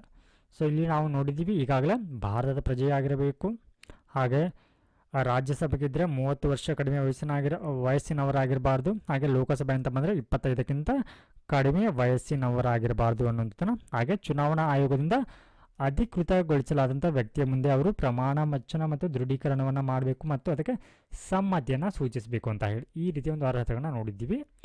ಸೊ ಇದರೊಟ್ಟಿಗೆ ಇಲ್ಲಿ ಸಂಸತ್ತು ನಿಗದಿಪಡಿಸಿದಂಥ ಅರ್ಹತೆಗಳನ್ನ, ಸೊ ಇಲ್ಲಿ ಸಂಸತ್ತು ಏನು ಮಾಡುತ್ತೆ, ಒಂದು ಕಾಯ್ದೆನ ಜಾರಿಗೆ ತರುತ್ತೆ. ಆ ಕಾಯ್ದೆ ಅಂತಂದರೆ ಇಲ್ಲಿ ರೀಪ್ರೆಸೆಂಟೇಷನ್ ಆಫ್ ಪೀಪಲ್ ಆ್ಯಕ್ಟ್ 1951. ಈ ಒಂದು ಕಾಯ್ದೆ ಅಡಿಯಲ್ಲಿ ಕೂಡ ಒಂದಿಷ್ಟು ಅರ್ಹತೆಗಳನ್ನ ಇದು ಹೇಳುತ್ತೆ. ಏನು ಅರ್ಹತೆಗಳಂತಂದ್ರೆ, ಎರಡೂ ಕ್ಷೇತ್ರಗಳಿಗೆ ಸಂಸದೀಯ ಕ್ಷೇತ್ರದ ಮತದಾರರಾಗಿ ನೋಂದಾಯಿಸಿಕೊಂಡಿರಬೇಕು.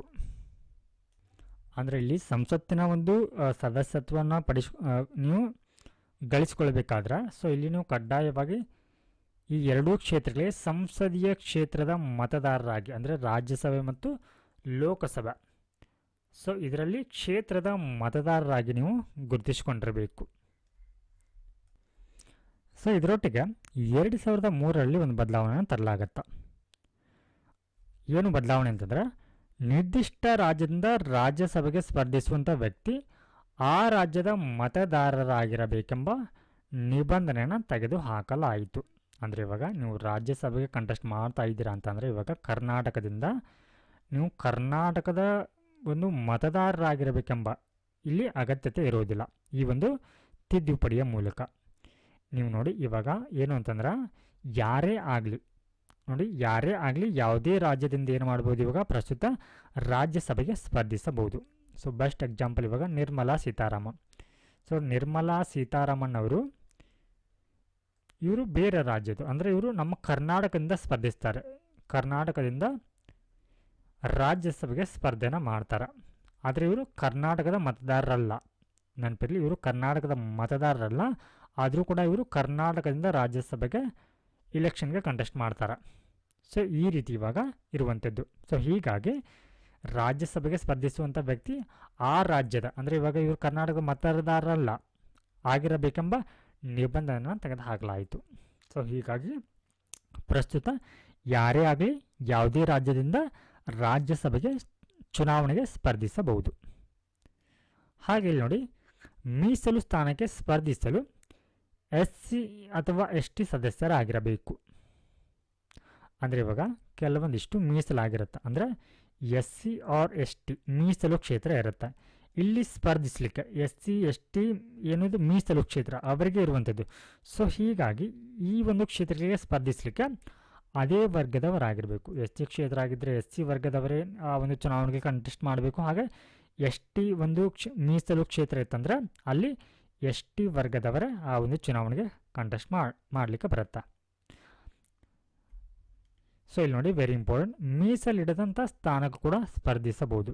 ಸೊ ಇಲ್ಲಿ ನೋಡಿ, SC STಗಳು ಇಲ್ಲಿ ಈ ಕ್ಷೇತ್ರ ಏನಿರುತ್ತೆ ಮೀಸಲು ಕ್ಷೇತ್ರ, ಇಲ್ಲಿ SC ಇದ್ದರೆ SC ಹಾಗೆ ST ಇದ್ದರೆ ST ಕ್ಯಾಂಡಿಡೇಟ್ ಇಲ್ಲಿ ಕಂಟೆಸ್ಟ್ ಮಾಡಬಹುದು. ಆದರೆ ಇದರ ಹೊರತಾಗಿ ಕೂಡ ಇವರು ತಮಗೆ ಮೀಸಲಿಡಿದಂಥ ಸ್ಥಾನಕ್ಕೂ ಕೂಡ, ಅಂದರೆ OBC ಕ್ಯಾಂಡಿಡೇಟ್ ಇದ್ದರೂ ಕೂಡ ಅಲ್ಲಿ ಕೂಡ ಏನು ಮಾಡ್ಬೋದು ಅಂದರೆ ಈ OBC ಕ್ಯಾಂಡಿಡೇಟ್ಗೆ ಇವರು ಪ್ರತಿಸ್ಪರ್ಧಿಯಾಗಿ ಚುನಾವಣೆಯಲ್ಲಿ ನಿಲ್ಲಬಹುದು. ಆದರೆ OBC ಕ್ಯಾಂಡಿಡೇಟ್ಗೆ ಈ ರೀತಿ ಅವಕಾಶ ಇರೋದಿಲ್ಲ ನೋಡಿ, SC ST ಕ್ಷೇತ್ರಗಳಲ್ಲಿ ಅವರಿಗೆ ಸ್ಪರ್ಧೆನ ಮಾಡಲಿಕ್ಕೆ. ಸೊ ನೆಕ್ಸ್ಟ್ ಒನ್, ಅನರ್ಹತೆ. ಅಂದರೆ ಏನಿವಾಗ ಸಂಸತ್ತಿನ ಒಂದು ಸದಸ್ಯತ್ವವನ್ನು ಹೊಂದಿರ್ತಾರ. ಸೊ ಇವರ ಸದಸ್ಯರನ್ನು ಇಲ್ಲಿ ಅನರ್ಹಗೊಳಿಸಬಹುದು, ಅಂದರೆ ಡಿಸ್ಕ್ವಾಲಿಫೈ ಮಾಡಬಹುದು, ಅಂದರೆ ಅವರನ್ನು ಆ ಒಂದು ಸದಸ್ಯತ್ವದಿಂದ ಕಿತ್ತು ಹಾಕ್ಬೋದು ಅಂತಂದಾಗ. Suspending a member from parliament. ಯಾವಾಗ ಇವರನ್ನು ಅನರ್ಹಗೊಳಿಸಲಾಗತ್ತೆ ಅನ್ನುವಂಥದ್ದು ನೋಡೋಣ. ಸೊ ಫಸ್ಟ್ ಒನ್, ಅವರು ನಮ್ಮ ಸಂವಿಧಾನದ ಪ್ರಕಾರ, ಸಂವಿಧಾನದಲ್ಲಿ ಹೇಳಲಾಗಿರುವಂಥ ನಿಬಂಧನೆಗಳು ವೆರಿ ಇಂಪಾರ್ಟೆಂಟ್. ಯಾವುದನ್ನು ಸಂವಿಧಾನದಲ್ಲಿ ಹೇಳಲಾಗಿದೆ, ಹಾಗೆ ಯಾವುದನ್ನು ಇಲ್ಲಿ ಕಾಯ್ದೆಗಳ ಮೂಲಕ ಜಾರಿಗೆ ತರಲಾಗಿದೆ ಅನ್ನುವಂಥದ್ದು ಇಂಪಾರ್ಟೆಂಟ್. ಇಲ್ಲಿ ಕೆಲವೊಂದಿಷ್ಟು ನಿಯಮಗಳನ್ನ ಸಂವಿಧಾನದಲ್ಲಿ ಹೇಳಲಾಗಿದ್ರೆ, ಕೆಲವೊಂದಿಷ್ಟು ನಿಯಮಗಳನ್ನ ಕಾಯ್ದೆಗಳ ಮೂಲಕ ಹೇಳಲಾಗಿರುವಂಥದ್ದು. ಈ ಒಂದು ಅನರ್ಹತೆ ಒಂದು ಮಾನದಂಡಗಳನ್ನ. ಹಾಗಿದ್ರೆ ನಮ್ಮ ಸಂವಿಧಾನದ ಪ್ರಕಾರ, ಸೊ ಇಲ್ಲಿ ಲಾಭದಾಯಕ ಹುದ್ದೆಯಲ್ಲಿದ್ರ, ಅಂದರೆ ಆಫೀಸ್ ಆಫ್ ಪ್ರಾಫಿಟ್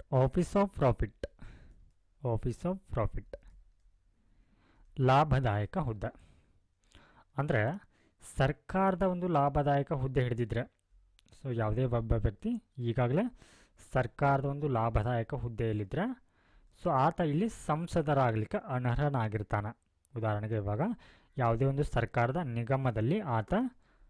ನಿಗಮದಲ್ಲಿ ಉದ್ಯೋಗಿಯಾಗಿದ್ದುಕೊಂಡು ಸೊ ಸರ್ಕಾರದ ಒಂದು ಸಂಬಳವನ್ನು ಪಡಿತಾ ಇದ್ರೆ, ಸೊ ಈ ಒಂದು ಸಂದರ್ಭದಲ್ಲಿ ಆತ MP ಆಗಲಿಕ್ಕೆ ಯೋಗ್ಯನಲ್ಲ ಅನ್ನುವಂಥದ್ದು. ಹಾಗಿದ್ರೊಟ್ಟಿಗೆ ಆತ ಮಾನಸಿಕ ಅಸ್ವಸ್ಥನೂ, ದಿವಾಳಿಯು ಮತ್ತು ಅಪರಾಧಿಯೇ ಆಗಿದ್ರ, ಅಂದರೆ ಇವಾಗ ಕಾನೂನಿನ ಪ್ರಕಾರ ಆತ ಅಸಮರ್ಥ ಅಂತ ಘೋಷಣೆ ಆಗಿದ್ರ, ಅಥವಾ ಆತ ಮಾನಸಿಕ ಅಸ್ವಸ್ಥನಾಗಿದ್ರ, ಹಾಗೆ ನ್ಯಾಯಾಲಯದಿಂದ ಆತನ ವಿರುದ್ಧ ಅಪರಾಧ ಇಲ್ಲಿ ಸಾಬೀತಾಗಿದ್ದಂಥ ಸಂದರ್ಭದಲ್ಲಿ ಆತನು ಇಲ್ಲಿ MP ಆಗಲಿಕ್ಕೆ ಅನರ್ಹನಾಗಿರ್ತಾನೆ. ಸೊ ಇದರೊಟ್ಟಿಗೆ ಆತ ಭಾರತೀಯ ಪೌರನಾಗಿರದಿದ್ರ, ಅಂದರೆ ಇವಾಗ ವಿದೇಶಿ ಪೌರತ್ವವನ್ನು ಪಡೆದಂಥ ವ್ಯಕ್ತಿ ಭಾರತದಲ್ಲಿ MP ಆಗಲಿಕ್ಕೆ ಯೋಗ್ಯನಲ್ಲ, ಅಥವಾ ಆತನ ಇಲ್ಲಿ ಅನರ್ಹಗೊಳಿಸಲಾಗತ್ತ.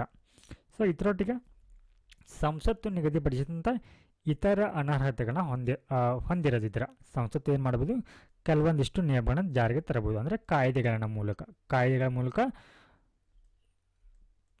ಕಾಲಕ್ಕನುಗುಣವಾಗಿ ಏನು ಮಾಡುತ್ತೆ, ಇಲ್ಲಿ ನಿಯಮಗಳನ್ನ ಜಾರಿಗೆ ತರತ್ತ ಯಾರು ಇಲ್ಲಿ ಇಂಥ ಒಂದು ಹುದ್ದೆಗಳನ್ನ ಹೊಂದಬಹುದು ಅನ್ನೋದರ ಕುರಿತು. ಸೊ ಅಂತಹ ಒಂದು ಅರ್ಹತೆಗಳಲ್ಲಿ ಹೊಂದಿರದಿದ್ರೆ ಅವರನ್ನು ಇಲ್ಲಿ ಅನರ್ಹಗೊಳಿಸಲಾಗತ್ತ.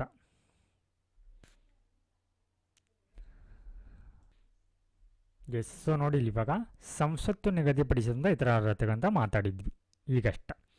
ಎಸ್, ಸೊ ಏನು ಮಾಡುತ್ತೆ, ಸಂಸತ್ತು ಇಲ್ಲಿ ಹೆಚ್ಚುವರಿ ಅನರ್ಹತೆ ನಿಯಮಗಳನ್ನ ಇಲ್ಲಿ ಜಾರಿಗೆ ತರುತ್ತೆ. ಅದು ಕಾನೂನಿನ ಮೂಲಕ, ಅಂದರೆ ಕಾಯ್ದೆಗಳ ಮೂಲಕ.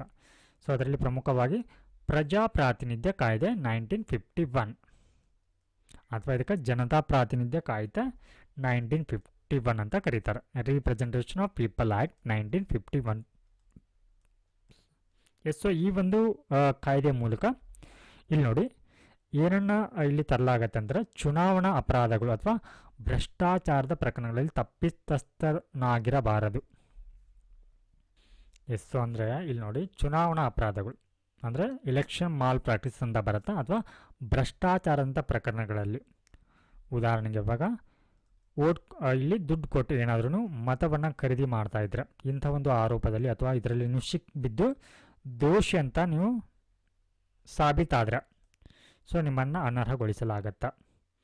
ಹಾಗೆ ನೋಡಿ ಯಾವುದೇ ಅಪರಾಧಕ್ಕೆ ಶಿಕ್ಷೆಯಾಗಿರಬಾರದು ಅಂದರೆ ನೀವು ಈ ಹಿಂದೆ ಯಾವುದಾದ್ರೂ ಒಂದು ಅಪರಾಧಕ್ಕೆ ಸಂಬಂಧಪಟ್ಟಂಥ 2 ವರ್ಷ ಅಥವಾ 2 ವರ್ಷಕ್ಕಿಂತ ಹೆಚ್ಚಿನ ಅವಧಿಯವರೆಗೆ ಜೈಲು ಶಿಕ್ಷೆಯನ್ನು ಅನುಭವಿಸಿದರೆ ನೀವು ಇಲ್ಲಿ ನಿಮ್ಮನ್ನು ಅನರ್ಹಗೊಳಿಸಲಾಗತ್ತೆ. ಎಸ್, ಹಾಗೆ ಮುನ್ನೆಚ್ಚರಿಕೆ ಬಂಧನವು ಅನರ್ಹತೆಗೆ ಕಾರಣವಾಗುವುದಿಲ್ಲ. ಸೊ ನಾವು ಈ ಫಂಡಮೆಂಟಲ್ ರೈಟ್ಸನ್ನು ಓದುವಂಥ ಸಂದರ್ಭದಲ್ಲಿ ಪನಿಷಿವ್ ಡಿಟೆನ್ಷನ್ ಹಾಗೆ ಪ್ರಿವೆಂಟಿವ್ ಡಿಟೆನ್ಷನ್ ಬಗ್ಗೆ ಓದಿದ್ದೀವಿ. ಸೊ ಇದರಲ್ಲಿ ಪ್ರಿವೆಂಟಿವ್ ಡಿಟೆನ್ಷನ್ ಅನ್ನುವಂಥದ್ದು ಭವಿಷ್ಯದಲ್ಲಿ ಆತ ಏನಾದರೂ ತಪ್ಪನ್ನು ಮಾಡಬಹುದು ಅನ್ನುವಂಥ ಒಂದು ಮುಂಜಾಗೃತಿಯಿಂದ ಏನು ಮಾಡಲಾಗುತ್ತೆ, ಆತನ ಬಂಧನವನ್ನು ಮಾಡಲಾಗಿರುತ್ತೆ ಕೆಲವೊಂದು ಸನ್ನಿವೇಶಗಳಲ್ಲಿ. ಸೊ ಈ ರೀತಿ ಬಂಧನವನ್ನು ಮಾಡಿರುವಂಥ ಒಂದು ಏನಿರುತ್ತೆ ಇದು ಅನರ್ಹತೆಗೆ ಕಾರಣ ಆಗೋದಿಲ್ಲ. ಅವ್ರನ್ನ ಬಂಧನ ಮಾಡಿದ್ದಾರೆ ಅಂತ ಹೇಳಿ ಏನು ಮಾಡಲಿಕ್ಕೆ ಬರೋದಿಲ್ಲ. ಇಲ್ಲಿ ಅವರ ಒಂದು ಸದಸ್ಯತ್ವದಿಂದ ಅಥವಾ ಅವರಿಗೆ ಚುನಾವಣೆಗೆ ನಿಲ್ಲಲಿಕ್ಕೆ ಅವರಿಗೆ ಅವಕಾಶವನ್ನು ನಿರಾಕರಿಸಲಿಕ್ಕೆ ಬರುವುದಿಲ್ಲ. ಎಸ್, ಸೊ ಫಾರ್ ಎಕ್ಸಾಂಪಲ್ ಇವಾಗ ಈ ಒಂದು ಮುನ್ನೆಚ್ಚರಿಕೆ ಬಂಧನ ಅಡಿಯಲ್ಲಿ ಆತನನ್ನು ಏನಾದರೂ 2 ವರ್ಷಕ್ಕಿಂತ ಹೆಚ್ಚಿಗೆ ಬಂಧನ ಮಾಡಿದ್ದಾರೆ ಅಂತ ಅನ್ಕೊಳ್ಳೋಣ. ಸೊ ಇಲ್ಲಿ ಏನು ಮೇಲೆ ಹೇಳಿದ್ದೀವಿ ನಾವು 2 ವರ್ಷ ಅದಕ್ಕಿಂತ ಹೆಚ್ಚಿನ ಅವಧಿಗೆ ಜೈಲು ಶಿಕ್ಷೆ ಅಂತ ಹೇಳಿದ್ವಿ. ಬಟ್ ಇಲ್ಲಿ ಇದು ಮುನ್ನೆಚ್ಚರಿಕೆ ಬಂಧನ ಅಂತ ಬಂದಾಗ ಅನ್ವಯ ಆಗೋದಿಲ್ಲ. ಮುನ್ನೆಚ್ಚರಿಕೆ ಬಂಧನ ಅಂತ ಬಂದಾಗ ಈ ಒಂದು ನಿಯಮ ಅನ್ವಯ ಆಗೋದಿಲ್ಲ. ಸೊ ಇದರೊಟ್ಟಿಗೆ ನೋಡಿ ನಿಗದಿತ ಸಮಯದೊಳಗೆ ತನ್ನ ಚುನಾವಣಾ ವೆಚ್ಚದ ಲೆಕ್ಕಪತ್ರವನ್ನು ಸಲ್ಲಿಸದಿದ್ರ. ಸೊ ಇವಾಗ ಒಬ್ಬ ವ್ಯಕ್ತಿ ಚುನಾವಣೆಗೆ ಕಂಟೆಸ್ಟ್ ಮಾಡಿ ಇವಾಗ ಚುನಾವಣೆಯಲ್ಲಿ ಗೆದ್ದು ಬಂದಿರ್ತಾನೆ. ಅದಾದ ನಂತರ ಏನು ಮಾಡಬೇಕು, ಅಲ್ಲಿ ಒಂದಿಷ್ಟು ಸಮಯವನ್ನು ನೀಡಿರ್ತಾರೆ ಅವ್ರಿಗೆ, ನೀವು ಚುನಾವಣೆಯಲ್ಲಿ ಎಷ್ಟು ಖರ್ಚನ್ನು ಮಾಡಿದ್ದೀರಾ. ಸೊ ಚುನಾವಣಾ ಆಯೋಗ ಏನು ಮಾಡಿದೆ ಅಂತಂದರೆ ಇವಾಗ MLAಗಳಿಗೆ ಮತ್ತು MP ಗಳಿಗೆ ಲೋಕಸಭೆ ಮತ್ತು ರಾಜ್ಯ ವಿಧಾನಸಭೆಗೆ ಚುನಾವಣೆಗೆ ಸ್ಪರ್ಧಿಸಲಿಕ್ಕೆ ಇಂತಿಷ್ಟೇ ಪ್ರಮಾಣದ ಹಣವನ್ನು ವ್ಯಯಿಸಬೇಕು ಅನ್ನುವಂಥದ್ದು ಒಂದು ನಿಯಮವನ್ನು ಮಾಡಿದ. ಸೊ ಇದರ ಕುರಿತು ಇಲ್ಲಿ ಏನು ಅಂತಂದ್ರೆ ನೀವು ಚುನಾವಣೆಗೆ ಎಷ್ಟು ಒಂದು ಪ್ರಮಾಣದ ಹಣವನ್ನು ಇಲ್ಲಿ ವ್ಯಯವನ್ನು ಮಾಡಿದಿರಿ ಅನ್ನೋದರ ಕುರಿತು ಚುನಾವಣಾ ಆಯೋಗಕ್ಕೆ ಸ್ಪಷ್ಟವಾಗಿ ಲೆಕ್ಕಪತ್ರವನ್ನು ಸಲ್ಲಿಸಬೇಕಾಗತ್ತೆ. ಸೊ ಈ ರೀತಿ ನಿಗದಿತ ಅವಧಿಯಲ್ಲಿ ಖರ್ಚಿನ ಒಂದು ಲೆಕ್ಕ ಕೊಡದಂತಹ ಒಂದು ಅಭ್ಯರ್ಥಿಯನ್ನು ಇಲ್ಲಿ ಅನರ್ಹರನ್ನಾಗಿ ಮಾಡಲಾಗತ್ತೆ. ಹಾಗೆ ಇಲ್ಲಿ ನೋಡಿ ಯಾವುದೇ ಒಬ್ಬ ವ್ಯಕ್ತಿ ಸರ್ಕಾರಿ ಒಪ್ಪಂದಗಳಲ್ಲಿ ಅಥವಾ ಕೆಲಸಗಳಲ್ಲಿ ಆಸಕ್ತಿ ಇರಬಾರ್ದು ಅವ್ರಿಗೆ. ಅಂದರೆ ಇವಾಗ ಸರ್ಕಾರದ ಒಂದು ಗುತ್ತಿಗೆ ಕಂಪನಿಯಲ್ಲಿ ಸ್ವಂತ ಒಂದು ಆಸಕ್ತಿನ ನೀವು ಹೊಂದಿದ್ರ, ಅದರಲ್ಲಿ ನೀವು ಪಾಲುದಾರರಾಗಿದ್ದರೆ ಸೊ ಅವರಿಗೆ ಇಲ್ಲಿ ಅವರನ್ನು ಕೂಡ ಇಲ್ಲಿ ಏನು ಮಾಡ್ಬೋದು, ಅನರ್ಹರನ್ನಾಗಿ ಮಾಡಬಹುದು. ಹಾಗೆ ಇಲ್ಲಿ ನೋಡಿ ಸರ್ಕಾರವು ಕನಿಷ್ಠ 25% ಪಾಲನ್ನು ಹೊಂದಿರುವಂಥ ನಿಗಮದಲ್ಲಿ ನಿರ್ದೇಶಕ ಅಥವಾ ವ್ಯವಸ್ಥಾಪಕ ಏಜೆಂಟ್ ಆಗಿದ್ದರೆ ಸೊ ನೀವು ಕಂಟೆಸ್ಟ್ ಮಾಡಲಿಕ್ಕೆ ಅರ್ಹರಲ್ಲ. ಅಥವಾ ಭ್ರಷ್ಟಾಚಾರ ಅಥವಾ ರಾಜ್ಯ ನಿಷ್ಠೆ ಇಲ್ಲದ ಕಾರಣ ಸರ್ಕಾರಿ ಸೇವೆಯಿಂದ ನೀವೇನಾದರೂ ವಜಾಗೊಂಡಿದ್ರ, ನೋಡಿ ಭ್ರಷ್ಟಾಚಾರದ ಕಾರಣದಿಂದಾಗಿ ನಿಮ್ಮನ್ನು ಏನಾದರೂ ಈ ಹಿಂದೆ ವಜಾ ಮಾಡಿದ್ರ ಸೊ ನೀವು ಇಲ್ಲಿ ಚುನಾವಣೆಗೆ ಕಂಟೆಸ್ಟ್ ಮಾಡಲಿಕ್ಕೆ ಅರ್ಹರಲ್ಲ ಅನ್ನುವಂಥದ್ದು. ಹಾಗೆ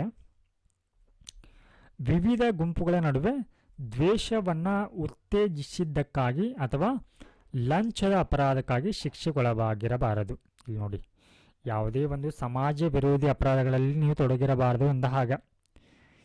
ಅಂದರೆ ನೀವು ಏನು ಮಾಡ್ತೀರಾ ಅಂದರೆ, ಸಾಮಾನ್ಯವಾಗಿ ಈ ಒಂದು ಚುನಾವಣೆ ಬಂದಂಥ ಸಂದರ್ಭದಲ್ಲಿ ಈ ಚುನಾವಣೆಗೆ ಸ್ಪರ್ಧಿಸುವಂಥ ಅಭ್ಯರ್ಥಿಗಳು ಏನು ಮಾಡ್ತಾರೆ, ಒಂದು ವೋಟ್ ಬ್ಯಾಂಕಿಗಾಗಿ ವಿವಿಧ ಸಮುದಾಯಗಳ ನಡುವೆ ಏನು ಮಾಡ್ತಾರೆ, ಕೋಮು ದ್ವೇಷವನ್ನು ಹರಡ್ತಾರೆ. ಸೊ ಈ ರೀತಿ ಮಾಡಿದ್ರ. ಮತ್ತು ಲಂಚದ ಏನಾದರೂ ನೀವು ಯಾವುದಾದ್ರೂ ಒಂದು ಕೆಲಸಕ್ಕಾಗಿ ಲಂಚದ ಆಮಿಷವನ್ನು ಒಡ್ಡಿ ಶಿಕ್ಷೆಗೆ ಒಳಗಾಗಿದ್ರೆ ನೀವು ಇಲ್ಲಿ ಅನರ್ಹರಾಗ್ತೀರಾ. ಹಾಗೆ ನೋಡಿ, ಸಾಮಾಜಿಕ ಅಪರಾಧವನ್ನು ಬೋಧಿಸಿದ್ದಕ್ಕಾಗಿ ಇಲ್ಲಿ ಶಿಕ್ಷೆಗೆ ಗುರಿಯಾಗಿರಬಾರದು. ಅಂದರೆ ಯಾವುದೇ ರೀತಿಯ ಒಂದು ಜಾತಿ ಧರ್ಮ ದ್ವೇಷದ ಭಾಷಣಕ್ಕೆ ಇಲ್ಲಿ ನೀವು ಶಿಕ್ಷೆಗೆ ಒಳಗಾಗಿರಬಾರದು. ಹಾಗೆ ಇಲ್ಲಿ ನೋಡಿ, ಇದಕ್ಕೆ ಸಂಬಂಧಪಟ್ಟಂತ ಇಲ್ಲಿ ಅಧ್ಯಕ್ಷರ ತೀರ್ಮಾನವೇ ಅಂತಿಮವಾಗಿರುತ್ತೆ. ಅಂದ್ರೆ ಇಲ್ಲಿ ಸದಸ್ಯರ ಒಂದು ಅನರ್ಹತೆಗೆ ಸಂಬಂಧಪಟ್ಟಂತೆ ಇಲ್ಲಿ ಇಲ್ಲಿ ಅಧ್ಯಕ್ಷರಂತಾರೆ ರಾಷ್ಟ್ರಪತಿಗಳು. ಸೊ ಇವರ ಒಂದು ನಿರ್ಧಾರವೇ ಅಂತಿಮ ಆಗಿರುತ್ತೆ. ಸೊ ಈ ಒಂದು ಸಂದರ್ಭದಲ್ಲಿ ರಾಷ್ಟ್ರಪತಿಗಳು ಏನು ಮಾಡ್ತಾರೆ, ಚುನಾವಣಾ ಆಯೋಗದ ಎಲೆಕ್ಷನ್ ಕಮಿಷನ್ ಏನಿರುತ್ತೆ ಅದರ ಒಂದು ಸಲಹೆಯನ್ನು ಪಡೆದುಕೊಳ್ತಾರೆ. ಸೊ ಎಲೆಕ್ಷನ್ ಕಮಿಷನ್ ಅಂತ ಬಂದಾಗ ಕೂಡ ನಾವು ಇದರ ಬಗ್ಗೆ ಡಿಸ್ಕಸ್ ಮಾಡಿದ್ದೀವಿ. ಸದಸ್ಯರ ಅನರ್ಹತೆ ಆಗುವಂಥ ಸಂದರ್ಭದಲ್ಲಿ ಚುನಾವಣಾ ಆಯೋಗದ ಸಲಹೆಯನ್ನು ರಾಷ್ಟ್ರಪತಿಗಳು ಪಡೆದುಕೊಳ್ತಾರೆ ಅನ್ನುವಂಥದ್ದನ್ನು. ಸೊ ಇವಾಗ ಇನ್ ಕೇಸ್ ಏನಾದರೂ ಯಾವುದೇ ಒಬ್ಬ MP ವಿರುದ್ಧ ಏನಾದರೂ ಲಾಭದಾಯಕ ಹುದ್ದೆ ಹೊಂದಿದಾರಂಥ ಒಂದು ವಿವಾದ ಬಂದಾಗ ರಾಷ್ಟ್ರಪತಿಯವರು ಏನು ಮಾಡ್ತಾರೆ, ಇಲ್ಲಿ ಎಲೆಕ್ಷನ್ ಕಮಿಷನ್ ಆಫ್ ಇಂಡಿಯಾ ಏನಿರುತ್ತೆ ಅದರ ಅಭಿಪ್ರಾಯವನ್ನು ಪಡೆದುಕೊಂಡು ಸೊ ಅಲ್ಲಿ ಅವರ ಆರೋಪ ಅನ್ನುವಂಥದ್ದು ಸಾಬೀತಾದಂಥ ಸಂದರ್ಭದಲ್ಲಿ ಅವರನ್ನು ಅನರ್ಹಗೊಳಿಸಬಹುದು. ಸೊ ಇದರೊಟ್ಟಿಗೆ ನೋಡಿ, ಇಲ್ಲಿ ಶೆಡ್ಯೂಲ್ 10 ಏನಿದೆ ಅಂದರೆ 10ನೇ ಒಂದು ಶೆಡ್ಯೂಲ್ನಲ್ಲಿ ಪಕ್ಷಾಂತರ. ಸೊ ಆ್ಯಂಟಿ ಡಿಫೆಕ್ಷನ್ ಲಾ ಅಂತ ಹೆಂಗೆ ಕರಿತೀವಿ, ಆ್ಯಂಟಿ ಡಿಫೆಕ್ಷನ್ ಲಾ ಅಂದರೆ ಪಕ್ಷಾಂತರ ವಿರೋಧಿ ಕೆಲಸವನ್ನು ನೀವು ಮಾಡಿದ್ರ. ಸೊ ಅಂತಹ ಒಂದು ಸಂದರ್ಭದಲ್ಲಿ ಕೂಡ ನೀವು ಅನರ್ಹಗೊಳ್ತೀರ. ರಾಜಕೀಯ ಪಕ್ಷದ ಸದಸ್ಯತ್ವವನ್ನು ಸ್ವಯಂ ಪ್ರೇರಿತವಾಗಿ ತ್ಯಜಿಸಿದಂಥ ಸಂದರ್ಭದಲ್ಲಿ, ಅಂದರೆ ನೀವು ಇವಾಗ ಪಕ್ಷದಿಂದ ಕಂಟೆಸ್ಟ್ ಮಾಡಿ ಚುನಾವಣೆಯಲ್ಲಿ ಗೆದ್ದಿರ್ತೀರ. ಸೊ ಈ ಒಂದು ಸಂದರ್ಭದಲ್ಲಿ ಸ್ವಯಂ ಪ್ರೇರಿತವಾಗಿ ನೀವೇನಾದರೂ ಈ ಪಕ್ಷವನ್ನು ತ್ಯಜಿಸಿದಂಥ ಸಂದರ್ಭದಲ್ಲಿ ಕೂಡ ನಿಮ್ಮನ್ನು ಅನರ್ಹಗೊಳಿಸಲಾಗತ್ತೆ. ಇದರೊಟ್ಟಿಗೆ ತನ್ನ ರಾಜಕೀಯ ಪಕ್ಷದ ವಿರುದ್ಧ ಸದನದಲ್ಲಿ ಮತ ಚಲಾಯಿಸಿದರೆ ಅಥವಾ ಮತ ಚಲಾಯಿಸುವುದರಿಂದ ದೂರವಿದ್ರೆ, ಸೊ ಅಂದರೆ ಇಲ್ಲಿ ಏನು ಮಾಡೋದಂದರೆ ಕೆಲವು ಸಂದರ್ಭಗಳಲ್ಲಿ ವಿಪ್ಪನ್ನು ಜಾರಿಗೊಳಿಸಲಾಗತ್ತೆ. ವಿಪ್ ಅಂದರೆ ಆದೇಶಗಳನ್ನ ಅಥವಾ ಆಜ್ಞೆಗಳನ್ನ ಹೊರಡಿಸಲಾಗತ್ತೆ ಆ ಒಂದು ಪಕ್ಷದಿಂದ, ಸಚೇತಕ ಅಂತ ಕರಿತೀವಿ, ಅಥವಾ ಈ ಒಂದು ಸಚೇತಕನಿಂದ ಹೊರಡಿಸಲಾದಂಥ ಆಜ್ಞೆಗಳು, ಸಚೇತಕಾಜ್ಞೆ ಅಂತ ಕರಿತೀವಿ. ಸೊ ಇಂತಹ ಒಂದು ಸಂದರ್ಭದಲ್ಲಿ ಆ ಪಕ್ಷದ ವಿಪ್ ಅಂದರೆ ಅವ್ರು ಏನು ಮಾಡ್ತಾರೆ, ಇಲ್ಲಿ ಅದರ ಪರವಾಗಿ ಆ ಪಕ್ಷದ ಒಂದು ವಿಪ್ ಏನು ಹೇಳ್ತಾನೆ, ಸೊ ನಮ್ಮ ಪರವಾಗಿ ಮತವನ್ನು ಚಲಾಯಿಸಬೇಕಂತ ಹೇಳಿದಂಥ ಸಂದರ್ಭದಲ್ಲಿ ನೀವೇನು ಮಾಡ್ತಾರೆ, ಅದರ ವಿರುದ್ಧ ಚಲಾಯಿಸಿದ್ರ ಅಥವಾ ಮತವನ್ನು ಚಲಾಯಿಸೋದ್ರಿಂದ ದೂರವಿದ್ರೆ, ಮತವನ್ನು ಚಲಾಯಿಸಬೇಕಂತ ಹೇಳ್ತಾರ ಆದರೆ ನೀವು ಅದರಿಂದ ದೂರ ಹೋಗ್ಕೋತೀರಿ. ಸೊ ಈ ಒಂದು ಸಂದರ್ಭದಲ್ಲಿ ಕೂಡ ನಿಮ್ಮನ್ನು ಅನರ್ಹಗೊಳಿಸಬಹುದು ನಿಮ್ಮ ಸದಸ್ಯತ್ವದಿಂದ. ಸೊ ಇದರೊಟ್ಟಿಗೆ ಯಾವುದೇ ಪಕ್ಷೇತರ ಸದಸ್ಯರು ರಾಜಕೀಯ ಪಕ್ಷಕ್ಕೆ ಸೇರಿದರ. ಸೊ ಇಲ್ಲಿ ಅನರ್ಹತೆ ನಿಯಮಗಳು ಅಂತ ಬಂದಾಗ ನೀವು ಪಕ್ಷಾಂತರ ಒಂದು ವಿರೋಧಿ ಕಾನೂನಲ್ಲಿ ಈ ಸಪ್ರೇಟ್ ನಿಯಮಗಳು ಎಲ್ಲ ಬರುತ್ತೆ ನೋಡಿ. ಯಾವುದೇ ಪಕ್ಷೇತರ ಸದಸ್ಯ ಅಂದರೆ ಇಂಡಿಪೆಂಡೆಂಟ್ ಕ್ಯಾಂಡಿಡೇಟ್ ಅಂದರೆ ಆತನಿಗೆ ಯಾವುದೇ ಪಕ್ಷದ ವತಿಯಿಂದ ಗೆದ್ದು ಬಂದಿರೋದಿಲ್ಲ, ಸ್ವತಂತ್ರವಾಗಿ ಗೆದ್ದು ಬಂದಿರುವಂಥ ಅಭ್ಯರ್ಥಿ. ಸೊ ಈತ ರಾಜಕೀಯ ಪಕ್ಷಕ್ಕೆ ಸೇರಿದ್ರ, ಸೊ ಈತನನ್ನು ಅನರ್ಹಗೊಳಿಸಲಾಗತ್ತ. ಹಾಗೆ ಇಲ್ಲಿ ನೋಡಿ, 6 ತಿಂಗಳ ನಂತರ ನಾಮನಿರ್ದೇಶಿತ ಸದಸ್ಯರು ರಾಜಕೀಯ ಪಕ್ಷ ಸೇರಿದಾರೆ. ಸೊ ಇಲ್ಲಿ ಎಕ್ಸೆಪ್ಷನ್ ಇರುತ್ತೆ ನೋಡಿ, ಈ ನಾಮಿನೇಟೆಡ್ ಕ್ಯಾಂಡಿಡೇಟ್ ಏನಿರ್ತಾರ, ಸೊ ಇವರು 6 ತಿಂಗಳ ಒಳಗಾಗಿ ಏನು ಮಾಡ್ಬೋದು ಅಂದರೆ ಯಾವುದೇ ರಾಜಕೀಯ ಪಕ್ಷಕ್ಕೆ ಸೇರಿದರೆ ಅವರನ್ನು ಅನರ್ಹಗೊಳಿಸೋದಿಲ್ಲ. ಬದಲಿಗೆ ನೀವು 6 ತಿಂಗಳ ನಂತರ ನೀವೇನಾದರೂ ಅಂದರೆ ನಾಮನಿರ್ದೇಶಿತ ಆಗಿರುವಂಥ ಸದಸ್ಯರೇನಾದರೂ 6 ತಿಂಗಳ ನಂತರ ಇಲ್ಲಿ ಯಾವುದೇ ಪಕ್ಷಕ್ಕೆ ಸೇರಿದರೆ ನಿಮ್ಮನ್ನು ಅನರ್ಹಗೊಳಿಸಲಾಗತ್ತೆ. ಸೊ ನೋಡಿ, ಇಲ್ಲಿ ವೆರಿ ಇಂಪಾರ್ಟೆಂಟ್ ಪಾಯಿಂಟ್ಸ್. ಇವಾಗ 10ನೇ ಶೆಡ್ಯೂಲ್ನಲ್ಲಿ ಇರುವಂಥ ಪಕ್ಷಾಂತರ ಏನಿದೆ, ಇದನ್ನು ಯಾರು ನಿರ್ಧಾರ ಮಾಡ್ತಾರ, ಅವರು ಪಕ್ಷಾಂತರ ಮಾಡಿದಾರಾ ಅಥವಾ ಇಲ್ಲ ಅನ್ನುವಂಥದ್ದನ್ನು ಯಾರು ನಿರ್ಧಾರ ಮಾಡ್ತಾರ.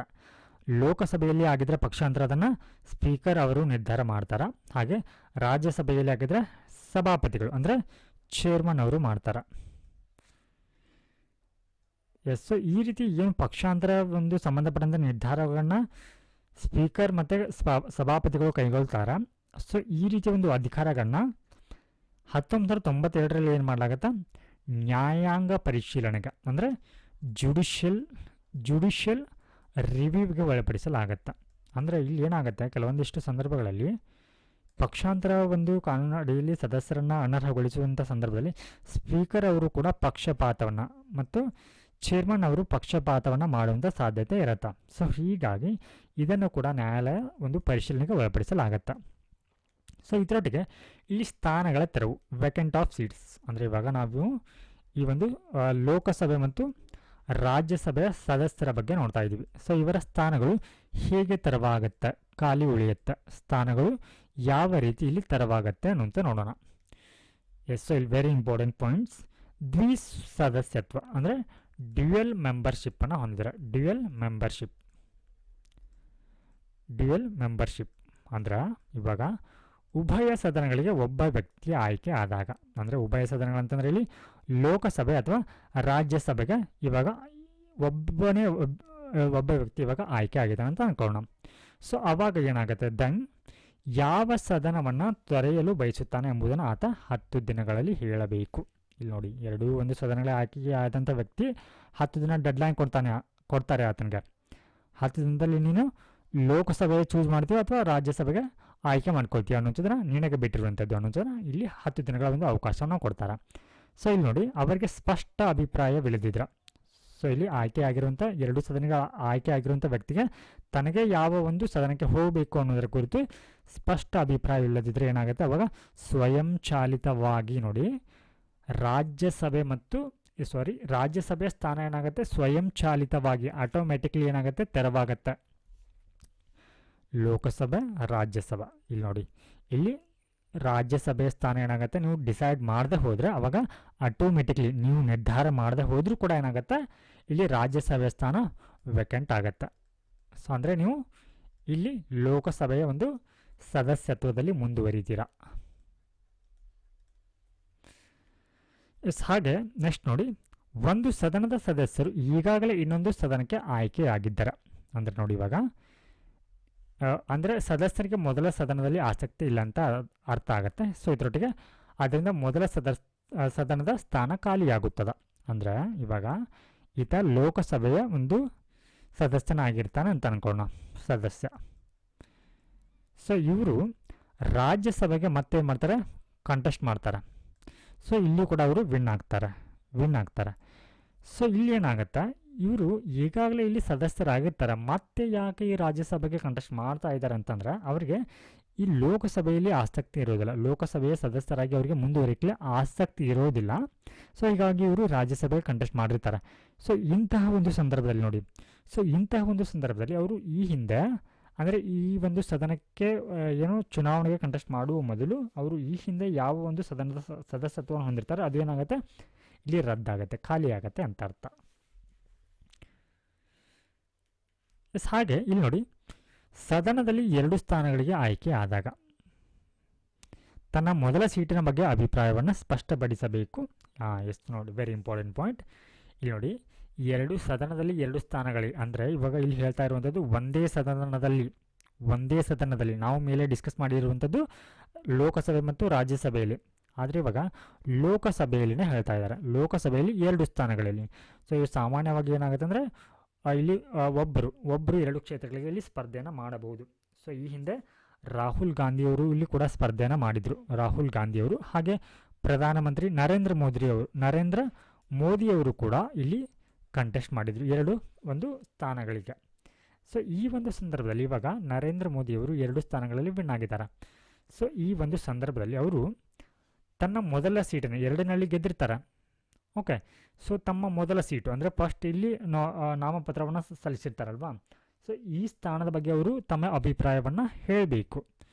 ಸೊ ಈ ಒಂದು ಸಂದರ್ಭದಲ್ಲಿ ಇವರು ಯಾವ ಒಂದು ಸ್ಥಾನಗಳಲ್ಲಿ ಉಳ್ಕೋತೀರಾ ಅನ್ನೋದರ ಕುರಿತು ಏನು ಮಾಡಬೇಕು, ಸ್ಪಷ್ಟವಾಗಿ ಹೇಳಬೇಕಾಗತ್ತೆ. ಸೊ ಇನ್ ಕೇಸ್ ಇವರು ಸ್ಪಷ್ಟವಾಗಿ ಇದರ ಬಗ್ಗೆ ಹೇಳದೆ ಹೋದರೆ ಏನಾಗುತ್ತೆ, ಆವಾಗ 2 ಸ್ಥಾನಗಳು ಕೂಡ ಏನಾಗುತ್ತೆ, ಖಾಲಿ ಆಗುತ್ತೆ, ತೆರವಾಗತ್ತೆ ಅಂತ.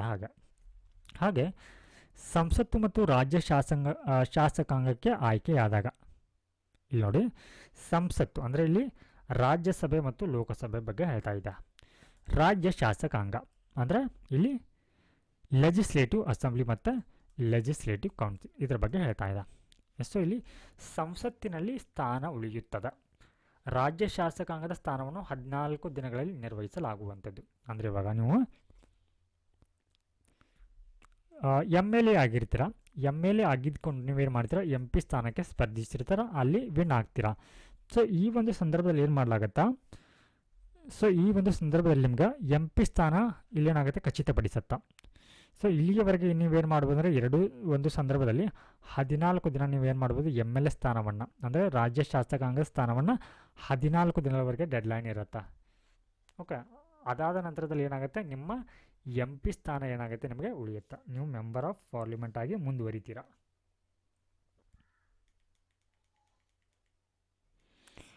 ಸೊ ಇದರೊಟ್ಟಿಗೆ ಇಲ್ಲಿ ವಕೆಟಿಂಗ್ ಆಫ್ ಸೀಟ್ಸ್ ಅನ್ನುವಂಥದ್ದು ರಾಜೀನಾಮೆ ಮೂಲಕ ಆಗುತ್ತೆ. ಅಂದರೆ ಇಲ್ಲಿ ರೆಸಿಗ್ನೇಷನ್ ಕೊಡುವ ಮೂಲಕ, ರಿಸೈನ್ ಮಾಡುವ ಮೂಲಕ ಏನಾಗುತ್ತೆ, ನಿಮ್ಮ ಸ್ಥಾನ ತೆರವಾಗತ್ತೆ.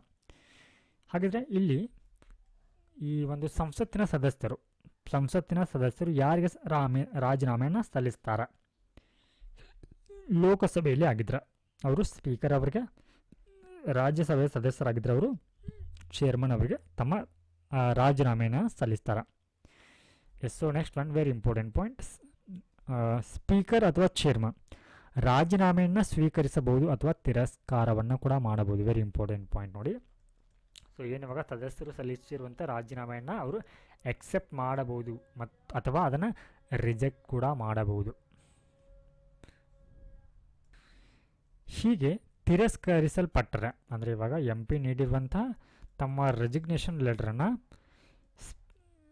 ಸ್ಪೀಕರ್ ಅಥವಾ ಚೇರ್ಮನ್ ಅವರು ಅದನ್ನು ಎಕ್ಸೆಪ್ಟ್ ಮಾಡದೆ ಹೋದ್ರ, ಸೊ ಅವಾಗ ಅಭ್ಯರ್ಥಿ ತನ್ನ ಸ್ಥಾನದಿಂದ ಹೊರ ಬರುವಂತಿಲ್ಲ. ಸೊ ಇಲ್ಲಿ ಅಂತಿಮವಾಗಿ ನಿರ್ಧಾರ ಯಾರ ಬಳಿ ಇರುತ್ತಾ, ಅದು ಸ್ಪೀಕರ್ ಅಥವಾ ಚೇರ್ಮನ್ ಬಳಿ ಇರುತ್ತೆ. ಹಾಗೆ ಇಲ್ಲಿ ನೋಡಿ, ಅನುಪಸ್ಥಿತಿ ಅಂದರೆ ಆಬ್ಸೆನ್ಸ್ ಇದ್ದಂಥ ಸಂದರ್ಭದಲ್ಲಿ, ಆಬ್ಸೆಂಟ್ ಅಂದರೆ ಇವರ ಸ್ಥಾನ ಯಾವಾಗ ತೆರವಾಗತ್ತೆ ಅಂತ. ಆಗ ಸಂಸದರು ಅನುಮತಿ ಇಲ್ಲದೆ 60 ದಿನಗಳಿಗಿಂತ ಹೆಚ್ಚು ಕಾಲ ಗೈರಾಗಿದ್ರ. ಸೊ ಇಲ್ಲಿ ನೋಡಿ, ಲೋಕಸಭೆಯಲ್ಲಿ ಆಗಿದ್ರೆ ಅಥವಾ ರಾಜ್ಯಸಭೆಯಲ್ಲಿ ಆಗಿದ್ರೆ, ಸೊ ಇಲ್ಲಿ ಸ್ಪೀಕರ್ ಅನುಮತಿ ಇಲ್ಲದೆ ನೀವೇನಾದರೂ ಸತತವಾಗಿ 60 ದಿನಗಳ ಕಾಲ ಆಬ್ಸೆಂಟ್ ಇದ್ರೆ, ಅಥವಾ ರಾಜ್ಯಸಭೆಯಲ್ಲಿ ಆಗಿದ್ರೆ ಚೇರ್ಮನ್ ಅವರ ಅನುಮತಿ ಇಲ್ಲದೆ ನೀವೇನಾದರೂ ಸತತ 60 ದಿನಗಳ ಕಾಲ ಗೈರು ಆಗಿದ್ರೆ ನಿಮ್ಮನ್ನು ಇಲ್ಲಿ ಡಿಸ್ಕ್ವಾಲಿಫೈ ಅಥವಾ ನಿಮ್ಮ ಸ್ಥಾನ ಏನಾಗುತ್ತೆ ಅಲ್ಲಿ ತೆರವಾಗತ್ತೆ. ಹಾಗೆ ಇತರ ಸಂದರ್ಭಗಳಲ್ಲಿ ಕೂಡ ಇಲ್ಲಿ ಸದಸ್ಯರ ಒಂದು ಸ್ಥಾನ ತೆರವಾಗತ್ತೆ. ಯಾವಾಗ ಅಂತಂದ್ರೆ, ನ್ಯಾಯಾಲಯವು ಚುನಾವಣೆಯನ್ನು ಅಂದರೆ ಇವಾಗ ರಾಜ್ಯಸಭೆ ಮತ್ತು ಲೋಕಸಭಾ ಚುನಾವಣೆ ಏನಿರುತ್ತೆ, ಸೊ ಈ ಒಂದು ಚುನಾವಣೆಯನ್ನು ಏನಾದರೂ ಅನೂರ್ಜಿತ ಅಂತ ಹೇಳಿ ಘೋಷಣೆಯನ್ನು ಮಾಡಿದ್ರ, ಸೊ ಈ ಒಂದು ಸಂದರ್ಭದಲ್ಲಿ ಕೂಡ ವೇಕೆಂಟ್ ಆಗುತ್ತೆ. ಹಾಗೆ ಸದನದಿಂದ ಹೊರಹಾಕಲ್ಪಟ್ರೆ, ಸೊ ಸಾಮಾನ್ಯವಾಗಿ ಸದನಗಳಲ್ಲಿ ಏನಾಗುತ್ತೆ, ಕೆಲವೊಂದಿಷ್ಟು ಕಾರಣಕ್ಕಾಗಿ ಅನುಚಿತವಾಗಿ ವರ್ತನೆಯನ್ನು ಮಾಡ್ತಾರೆ ಸದಸ್ಯರು. ಸೊ ಈ ಒಂದು ಸಂದರ್ಭದಲ್ಲಿ ಹೊರಹಾಕಲ್ಪಟ್ಟಿದ್ರ. ಹಾಗೆ ಹುದ್ದೆಗೆ ಆಯ್ಕೆಯಾದಾಗ ಅಂದರೆ ಇವಾಗ ಲೋಕಸಭೆ ಮತ್ತು ರಾಜ್ಯಸಭೆ MP ಇರ್ತೀರಾ ನೀವು ಏನಾದರೂ, ಸೊ ಈ ರೀತಿ ಇರುವಂಥ ಸಂದರ್ಭದಲ್ಲಿ ನೀವು ರಾಷ್ಟ್ರಪತಿಗಳಾಗಿ ಆಯ್ಕೆ ಆದ್ರೆ ಅಥವಾ ಉಪರಾಷ್ಟ್ರಪತಿಗಳಾಗಿ ಅಥವಾ ರಾಜ್ಯಪಾಲರಾಗಿ ಆದಂಥ ಸಂದರ್ಭದಲ್ಲಿ ಈ ಒಂದು ಲೋಕಸಭೆ ಮತ್ತು ರಾಜ್ಯಸಭೆಯ ಸದಸ್ಯರಾಗಿದ್ದರೆ ಆವಾಗ ಅವರ ಒಂದು ಸ್ಥಾನ ಇಲ್ಲಿ ಏನಾಗುತ್ತೆ, ಖಾಲಿ ಆಗುತ್ತೆ ಅಥವಾ ವೇಕೆಂಟ್ ಆಗುತ್ತೆ. ಸೊ ನೆಕ್ಸ್ಟ್ ಒನ್, ಇವಾಗ ಇಲ್ಲಿ ಏನಿವಾಗ ಸದಸ್ಯರು ಇರ್ತಾರ ಅಂದರೆ ಈ ಲೋಕಸಭೆ ಮತ್ತು ರಾಜ್ಯಸಭೆಯ ಸದಸ್ಯರು ತಮ್ಮ ಅಧಿಕಾರವನ್ನು ಸ್ವೀಕರಿಸುವಂಥ ಸಂದರ್ಭದಲ್ಲಿ ಪ್ರಮಾಣ ವಚನ ಮತ್ತು ಪ್ರತಿಜ್ಞೆಯನ್ನು ತೆಗೆದುಕೊಳ್ತಾರೆ. ಸೊ ಇದು ಎಷ್ಟು ಇಂಪಾರ್ಟೆಂಟ್ ಆಗಿದೆ ಅನ್ನುವಂಥದ್ದು ನೋಡೋಣ. ವೆರಿ ಇಂಪಾರ್ಟೆಂಟ್ ಇದು. ಪ್ರಮಾಣ ವಚನ ಮತ್ತು ಪ್ರತಿಜ್ಞೆ ಅನ್ನುವಂಥದ್ದನ್ನ ತಗೊಳ್ಳದೆ ಹೋದರೆ ಏನಾಗುತ್ತೆ ಅನ್ನುವಂಥ ನೋಡೋಣ. ಸೊ ಇಲ್ಲಿ ಏನು ರಾಜ್ಯಸಭೆ ಮತ್ತು ಲೋಕಸಭೆಯ ಒಂದು ಸದಸ್ಯರು ಏನಿರ್ತಾರೆ, ಇವರಿಗೆ ಪ್ರಮಾಣ ವಚನವನ್ನು ರಾಷ್ಟ್ರಪತಿಗಳ ಮುಂದೆ ಪ್ರಮಾಣ ವಚನವನ್ನು ಇವರು ಕೈಗೊಳ್ತಾರೆ. ಸೊ ಇಲ್ಲಿ ಸಂಸದರಿಗೆ ಕೇವಲ 3 ಪ್ರಮಾಣ ವಚನಗಳು ಮಾತ್ರ ಇರುತ್ತೆ. ಅಂದರೆ ಇವಾಗ ಲೋಕಸಭೆ ಮತ್ತು ರಾಜ್ಯಸಭೆಯ ಒಂದು ಸಂಸದರಿಗೆ 3 ಪ್ರಮಾಣ ವಚನಗಳು ಇರುತ್ತೆ. ಅದರಲ್ಲಿ ಪ್ರಮುಖವಾಗಿ ಸಂವಿಧಾನಕ್ಕೆ ನಿಜವಾದ ನಂಬಿಕೆ ಮತ್ತು ನಿಷ್ಠೆಯನ್ನು ಹೊಂದುವುದಾಗಿ ಇವರು ಪ್ರಮಾಣ ವಚನವನ್ನು ಕೈಗೊಳ್ತಾರೆ. ಹಾಗೆ ತನ್ನ ಮನೆಯ ಅಂದರೆ ಇಲ್ಲಿ ತನ್ನ ಸದನದ ಕರ್ತವ್ಯಗಳನ್ನು ನಿಷ್ಠೆಯಿಂದ ನಿರ್ವಹಿಸುವುದಾಗಿ ಹಾಗೂ ಭಾರತದ ಸಾರ್ವಭೌಮತ್ವ ಮತ್ತು ಸಮಗ್ರತೆಯನ್ನು ಎತ್ತಿ ಹಿಡಿಯುವುದಾಗಿ ಇವರು ಪ್ರಮಾಣ ವಚನವನ್ನು ತೆಗೆದುಕೊಳ್ತಾರೆ. ಸೊ ಇಲ್ಲಿ ನೋಡಿ, ವೆರಿ ಇಂಪಾರ್ಟೆಂಟ್. ಈ ರೀತಿ ಅವರು ಪ್ರಮಾಣ ವಚನವನ್ನು ತೆಗೆದುಕೊಳ್ಳದೆ ಹೋದರೆ ಏನಾಗತ್ತಾ? ಸದಸ್ಯರು ಪ್ರಮಾಣ ವಚನ ಸ್ವೀಕರಿಸದ ಹೊರತು, ಇಲ್ಲಿ ನೋಡಿ, ಅವರು ಪ್ರಮಾಣ ವಚನವನ್ನು ತೆಗೆದುಕೊಳ್ಳದೆ ಹೊರದ್ರೆ ಏನಾಗತ್ತಾ? ಅವರಿಗೆ ಮತ ಚಲಾಯಿಸಲಿಕ್ಕೂ ಸಾಧ್ಯ ಇಲ್ಲ. ಅಂದರೆ ಇವಾಗ ಇಲ್ಲಿ ಯಾವುದೇ ಒಂದು ಮಸೂದೆಗೆ ಸಂಬಂಧಪಟ್ಟಂತೆ ಏನಾದರೂ ಇವಾಗ ವೋಟಿಂಗ್ ನಡೆಯುತ್ತಲ್ವಾ, ಆ ಒಂದು ಸಂದರ್ಭದಲ್ಲಿ ಅವರಿಗೆ ವೋಟಿಂಗ್ ಮಾಡಲಿಕ್ಕೆ ಬರುವುದಿಲ್ಲ. ಹಾಗೆ ಕಲಾಪಗಳಲ್ಲಿ ಭಾಗವಹಿಸಲಿಕ್ಕೆ ಸಾಧ್ಯವಿಲ್ಲ. ಸೊ ಏನಿವಾಗ ಅಧಿವೇಶನಗಳು ಏನು ನಡೆಯುತ್ತಾ, ಸೊ ಅಂತಹ ಒಂದು ಸಂದರ್ಭಗಳಲ್ಲಿ ಅವರಿಗೆ ಅದರಲ್ಲಿ ಪಾರ್ಟಿಸಿಪೇಟ್ ಮಾಡಲಿಕ್ಕೆ ಕೂಡ ಇಲ್ಲಿ ಅವಕಾಶ ಇರುವುದಿಲ್ಲ. ಹಾಗೆ ಇಲ್ಲಿ ಏನಂತಂದರೆ ಕೆಲವೊಂದಿಷ್ಟು ವಿನಾಯಿತಿಗಳಿರುತ್ತೆ ಇವರಿಗೆ. ಅಂದರೆ ಇವಾಗ ಏನು ಅಧಿವೇಶನ ನಡೆಯುವಂಥ ಸಂದರ್ಭದಲ್ಲಿ ಅವರನ್ನು ಬಂಧನವನ್ನು ಮಾಡೋ ಹಾಗಿಲ್ಲ, ಈ ಥರ ಏನು ವಿನಾಯಿತಿಗಳಿರುತ್ತೆ, ಆ ವಿನಾಯಿತಿಗಳು ಕೂಡ ಇವರಿಗೆ ಲಭ್ಯ ಆಗೋದಿಲ್ಲ. ಹಾಗೆ ಸವಲತ್ತುಗಳು, ಪ್ರಿವಿಲೇಜಸ್ ಇರುತ್ತೆ. ಸೊ ಇವುಗಳು ಕೂಡ ಪ್ರಮಾಣ ವಚನ ಅವರು ಸ್ವೀಕರಿಸಿದ ಹೊರತು ಇವರಿಗೆ ಲಭ್ಯ ಇರುವುದಿಲ್ಲ. ಸೊ ಈ ರೀತಿ ಅವರು ಪ್ರಮಾಣ ವಚನವನ್ನು ಸ್ವೀಕರಿಸಿದ ಏನಾದರೂ ಸದನದಲ್ಲಿ ಕುಳಿತುಕೊಂಡ್ರೆ ಅವರಿಗೆ ಪ್ರತಿದಿನ 500 ರೂಪಾಯಿ ದಂಡವನ್ನು ವಿಧಿಸಲಾಗತ್ತೆ. ಸೊ ಹೀಗಾಗಿ ಪ್ರಮಾಣ ವಚನ ಸ್ವೀಕರಿಸುವ ಮೊದಲು ಅವರು ಅರ್ಹ ಸದಸ್ಯರಲ್ಲ. ಸೊ ಹೀಗಾಗಿ ಪ್ರಮಾಣ ವಚನ ಸ್ವೀಕರಿಸದ ಹೊರತು ಅವರು ಇಲ್ಲಿ ಸದಸ್ಯರಲ್ಲ. ಹಾಗೆ ಅವರು ಸದನದಲ್ಲಿ ಕುಳಿತುಕೊಳ್ಳುವುದಾಗಲಿ ಅಥವಾ ಮತದಾನ ಮಾಡುವುದಕ್ಕೆ ಇಲ್ಲಿ ಅವರಿಗೆ ನಿಷೇಧ ಹಾಕಲಾಗಿರುತ್ತೆ. ಸೊ ಇಲ್ಲಿ ಈ ಒಂದು ಸಂಸತ್ತಿನ ಸದಸ್ಯರ ವೇತನ ಮತ್ತು ಭತ್ಯೆಗಳನ್ನ ಯಾರು ನಿರ್ಧಾರ ಮಾಡ್ತಾರೆ? ಇದನ್ನು ಸಂಸತ್ತು ನಿರ್ಧಾರ ಮಾಡುತ್ತೆ. ಆದರೆ ಇಲ್ಲಿ ನೋಡಿ, ಪಿಂಚಣಿ ನಿಬಂಧನೆ ಅನ್ನೋದು ಸಂವಿಧಾನದಲ್ಲಿ ಇಲ್ಲ. Very important. ಸೊ ಇವರಿಗೆ ಪಿಂಚಣಿ ನೀಡಬೇಕನ್ನುವಂಥದ್ದು ಸಂವಿಧಾನದಲ್ಲಿ ಹೇಳಿಲ್ಲ. ಸೊ ಇಲ್ಲಿ ಸಂಸತ್ತು ಏನು ಮಾಡುತ್ತೆ? ಸದಸ್ಯರಿಗೆ ಪಿಂಚಣಿಯನ್ನು ನೀಡುತ್ತೆ, ಅಂದರೆ ನಿರ್ಧಾರ ಮಾಡುತ್ತೆ. ಸೊ ನೆಕ್ಸ್ಟ್ ಒನ್, ಇವಾಗ ಸಭಾಧ್ಯಕ್ಷರು ಯಾರಾಗಿರ್ತಾರೆ ಅಂದರೆ ಪ್ರತ್ಯೇಕವಾಗಿ ನಾವು ನೋಡ್ಬೇಕು ಇದನ್ನು. ರಾಜ್ಯಸಭೆ ಮತ್ತು ಲೋಕಸಭೆಯ ಸಭಾಧ್ಯಕ್ಷರು ಯಾರಾಗಿರ್ತಾರೆ? ಸಭೆಯ ಅಧ್ಯಕ್ಷರು ಅಂದ ಹಾಗೆ. ಲೋಕಸಭೆಯಲ್ಲಿ ಸ್ಪೀಕರ್ ಅವರು ಇರ್ತಾರೆ, ಹಾಗೆ ಡೆಪ್ಯೂಟಿ ಸ್ಪೀಕರ್, ಪ್ರೋಟೆಮ್ ಸ್ಪೀಕರ್, ಹಾಗೆ ಸಭಾಪತಿ ಸಮಿತಿ. ಸೊ ಇವರೆಲ್ಲರೂ ಕೂಡ ಈ ಸಭಾಪತಿ ಸಮಿತಿಯಲ್ಲಿ ಅಂದರೆ ಇವರ ಅನುಪಸ್ಥಿತಿಯಲ್ಲಿ speaker, deputy speaker, pro tem speaker ಇಲ್ಲದೆ ಇದರ ಹೊರತಾಗಿ ಇಲ್ಲಿ ಸಭಾಪತಿ ಸಮಿತಿ ಅಂದರೆ ಇಲ್ಲಿ ಒಂದಿಷ್ಟು ಜನರನ್ನು ಆಯ್ಕೆ ಮಾಡಲಾಗಿರುತ್ತೆ. ಇವರ ಅನುಪಸ್ಥಿತಿಯಲ್ಲಿ ಯಾರು ಈ ಒಂದು ಕಲಾಪಗಳ ಅಧ್ಯಕ್ಷತೆಯನ್ನು ವಹಿಸ್ಕೊಳ್ಬೇಕು ಅನ್ನುವಂಥದ್ದನ್ನು ಸೊ ಇದರ ಒಂದು ಸಮಿತಿ ಇದಾಗಿರುತ್ತೆ, ಸಭಾಪತಿ ಸಮಿತಿ. ಹಾಗೆ ರಾಜ್ಯಸಭೆಯಲ್ಲಿ ಆಗಿದ್ರೆ ಚೇರ್ಮನ್ ಅವರು ಇರ್ತಾರೆ, ಡೆಪ್ಯೂಟಿ ಚೇರ್ಮನ್ ಇರ್ತಾರೆ, ಹಾಗೆ ಉಪಸಭಾಪತಿ ಅಂದರೆ ಈ ಒಂದು ಸಮಿತಿ ಇರುತ್ತೆ ಇಲ್ಲಿ. ಸೊ ಇವರು ಕಲಾಪಗಳ ಅಧ್ಯಕ್ಷತೆಯನ್ನು ವಹಿಸ್ಕೊಳ್ತಾರೆ. ಸೊ ನೆಕ್ಸ್ಟ್ ಒನ್, ಸಂಸತ್ತಿನಲ್ಲಿ ನಾಯಕ. ಸೊ ಇಲ್ಲಿ ರಾಜ್ಯಸಭೆ ಮತ್ತು ಲೋಕಸಭೆಯಲ್ಲಿ ಪ್ರತ್ಯೇಕವಾಗಿ ಏನಿರ್ತಾರೆ ಅಂತಂದ್ರೆ ಆ ಸದನಗಳ ನಾಯಕರಿರ್ತಾರೆ. ಸೊ ಇಲ್ಲಿ ಸಂಸತ್ತಿನ ನಾಯಕನಾಗಿ ಅಂದರೆ ಲೋಕಸಭೆಯ ನಿಯಮಗಳ ಅಡಿಯಲ್ಲಿ ಭಾರತದ ಪ್ರಧಾನಮಂತ್ರಿಗಳು ಸಭಾನಾಯಕರಾಗಿರ್ತಾರೆ. Very important. ಸೊ ಇವರು ಲೋಕಸಭೆಯ ಸದಸ್ಯರಾಗಿದ್ದಲ್ಲಿ ಅಥವಾ ಲೋಕಸಭೆಯ ಸದಸ್ಯರಾಗಿರುವ ಮತ್ತು ಪ್ರಧಾನಮಂತ್ರಿಯವರು ಸಭಾನಾಯಕರಾಗಿ ಕಾರ್ಯನಿರ್ವಹಿಸಲು ನಾಮನಿರ್ದೇಶನ ಮಾಡಿದ ಸಚಿವರು. ಸೊ ಇಲ್ಲಿ ಸ್ವತಃ ಇಲ್ಲಿ ನಿಯಮಗಳ ಪ್ರಕಾರ ಏನು, ಲೋಕಸಭೆಯ ನಿಯಮಗಳ ಅಡಿಯಲ್ಲಿ ಪ್ರಧಾನಮಂತ್ರಿಗಳು ಸಭಾನಾಯಕರಾಗಿರ್ತಾರೆ. ಸೊ ಇಲ್ಲಿ ಲೋಕಸಭೆಯ ಸದಸ್ಯರಾಗಿದ್ದಲ್ಲಿ ಅಥವಾ ಇಲ್ಲಿ ನೋಡಿ, ಪ್ರಧಾನಮಂತ್ರಿಗಳೇ ಕೂಡ ಏನು ಮಾಡ್ಬೋದು, ಇತರರನ್ನು ಅವರು ನಾಮನಿರ್ದೇಶನ ಮಾಡಿದಂಥ ಸಚಿವರು ಕೂಡ ಇಲ್ಲಿ ಆ ಒಂದು ಸದನದ ನಾಯಕರಾಗಿ ಇರ್ತಾರೆ, ಅಂದರೆ ಸಭಾನಾಯಕರಾಗಿ ಇರ್ತಾರೆ. ಹಾಗೆ ಇಲ್ಲಿ ನೋಡಿ, ಪ್ರಧಾನಿಯವರು ಏನು ಮಾಡ್ಬೋದು ಅಂತಂದರೆ ಸದನದ ಉಪನಾಯಕರನ್ನು ಕೂಡ ಇಲ್ಲಿ ನಾಮನಿರ್ದೇಶನ ಮಾಡಬಹುದು. ಪ್ರಧಾನಿಯವರು ಸದನದ ಉಪನಾಯಕರನ್ನು, ಸೊ ಇಲ್ಲಿ ಪ್ರಧಾನಿಯವರು ಲೋಕಸಭೆಯ ಸಭಾನಾಯಕರಾಗಿರ್ತಾರೆ, ಹಾಗೆ ಉಪಸಭಾನಾಯಕರನ್ನು ಪ್ರಧಾನಮಂತ್ರಿಯವರೇ ಇಲ್ಲಿ ನಾಮನಿರ್ದೇಶನ ಮಾಡಬಹುದು. ಹಾಗೆ ಇಲ್ಲಿ ರಾಜ್ಯಸಭೆಯಲ್ಲಿ ನೋಡಿ, ರಾಜ್ಯಸಭೆಯಲ್ಲಿ ಯಾರಾಗಿರ್ತಾರೆ ಆ ಒಂದು ಸಭಾನಾಯಕ ಅಂತಂದರೆ ಪ್ರಧಾನಿಯವರು ನಾಮನಿರ್ದೇಶನ ಮಾಡಿದಂಥ ಸದಸ್ಯರು ರಾಜ್ಯಸಭೆಯ ನಾಯಕರಾಗಿರ್ತಾರೆ. ರಾಜ್ಯಸಭೆಯ ನಾಯಕರನ್ನು ಕೂಡ ಇಲ್ಲಿ ಪ್ರಧಾನಮಂತ್ರಿಯವರು ನಾಮನಿರ್ದೇಶನ ಮಾಡ್ತಾರೆ. ಹಾಗೆ ಅಮೇರಿಕಾದಲ್ಲಿ ಅಂತಹ ಸಂಸತ್ತಿನ ನಾಯಕರನ್ನು ಅಂದರೆ ಇವಾಗ ಈ ಸಭಾ ನಾಯಕರು ಏನಿರ್ತಾರೆ ಈ ರೀತಿ ನಾಯಕರನ್ನ ಇಲ್ಲಿ ಅಮೇರಿಕಾದಲ್ಲಿ ಏನಂತ ಕರೆಯಲಾಗುತ್ತೆ, ಬಹುಮತದ ನಾಯಕ, ಮೆಜಾರಿಟಿ ಲೀಡರ್ ಅಂತ ಹೇಳಿ ಕರೆಯಲಾಗುತ್ತೆ. ಸೊ ನೆಕ್ಸ್ಟ್ ಒನ್ ವಿರೋಧ ಪಕ್ಷದ ನಾಯಕ ಅಂದರೆ leader of opposition, very important. Leader of opposition ಸದನದ ಒಟ್ಟು ಬಲದ ಕನಿಷ್ಠ 10 ಸ್ಥಾನಗಳನ್ನು ಹೊಂದಿರುವ ಅತಿ ದೊಡ್ಡ ವಿರೋಧ ಪಕ್ಷದ ನಾಯಕ. ಸೊ ಅಂದರೆ ಈ ಲೋಕಸಭೆಯ ಒಟ್ಟು ಸ್ಥಾನಗಳೇನಿದೆ ಅದರಲ್ಲಿ ಕನಿಷ್ಠ 10% ಸ್ಥಾನಗಳನ್ನು ಹೊಂದಿರಬೇಕು ಅಂತ ಆಗ. ಅಂದರೆ ಇವಾಗ 545ರಲ್ಲಿ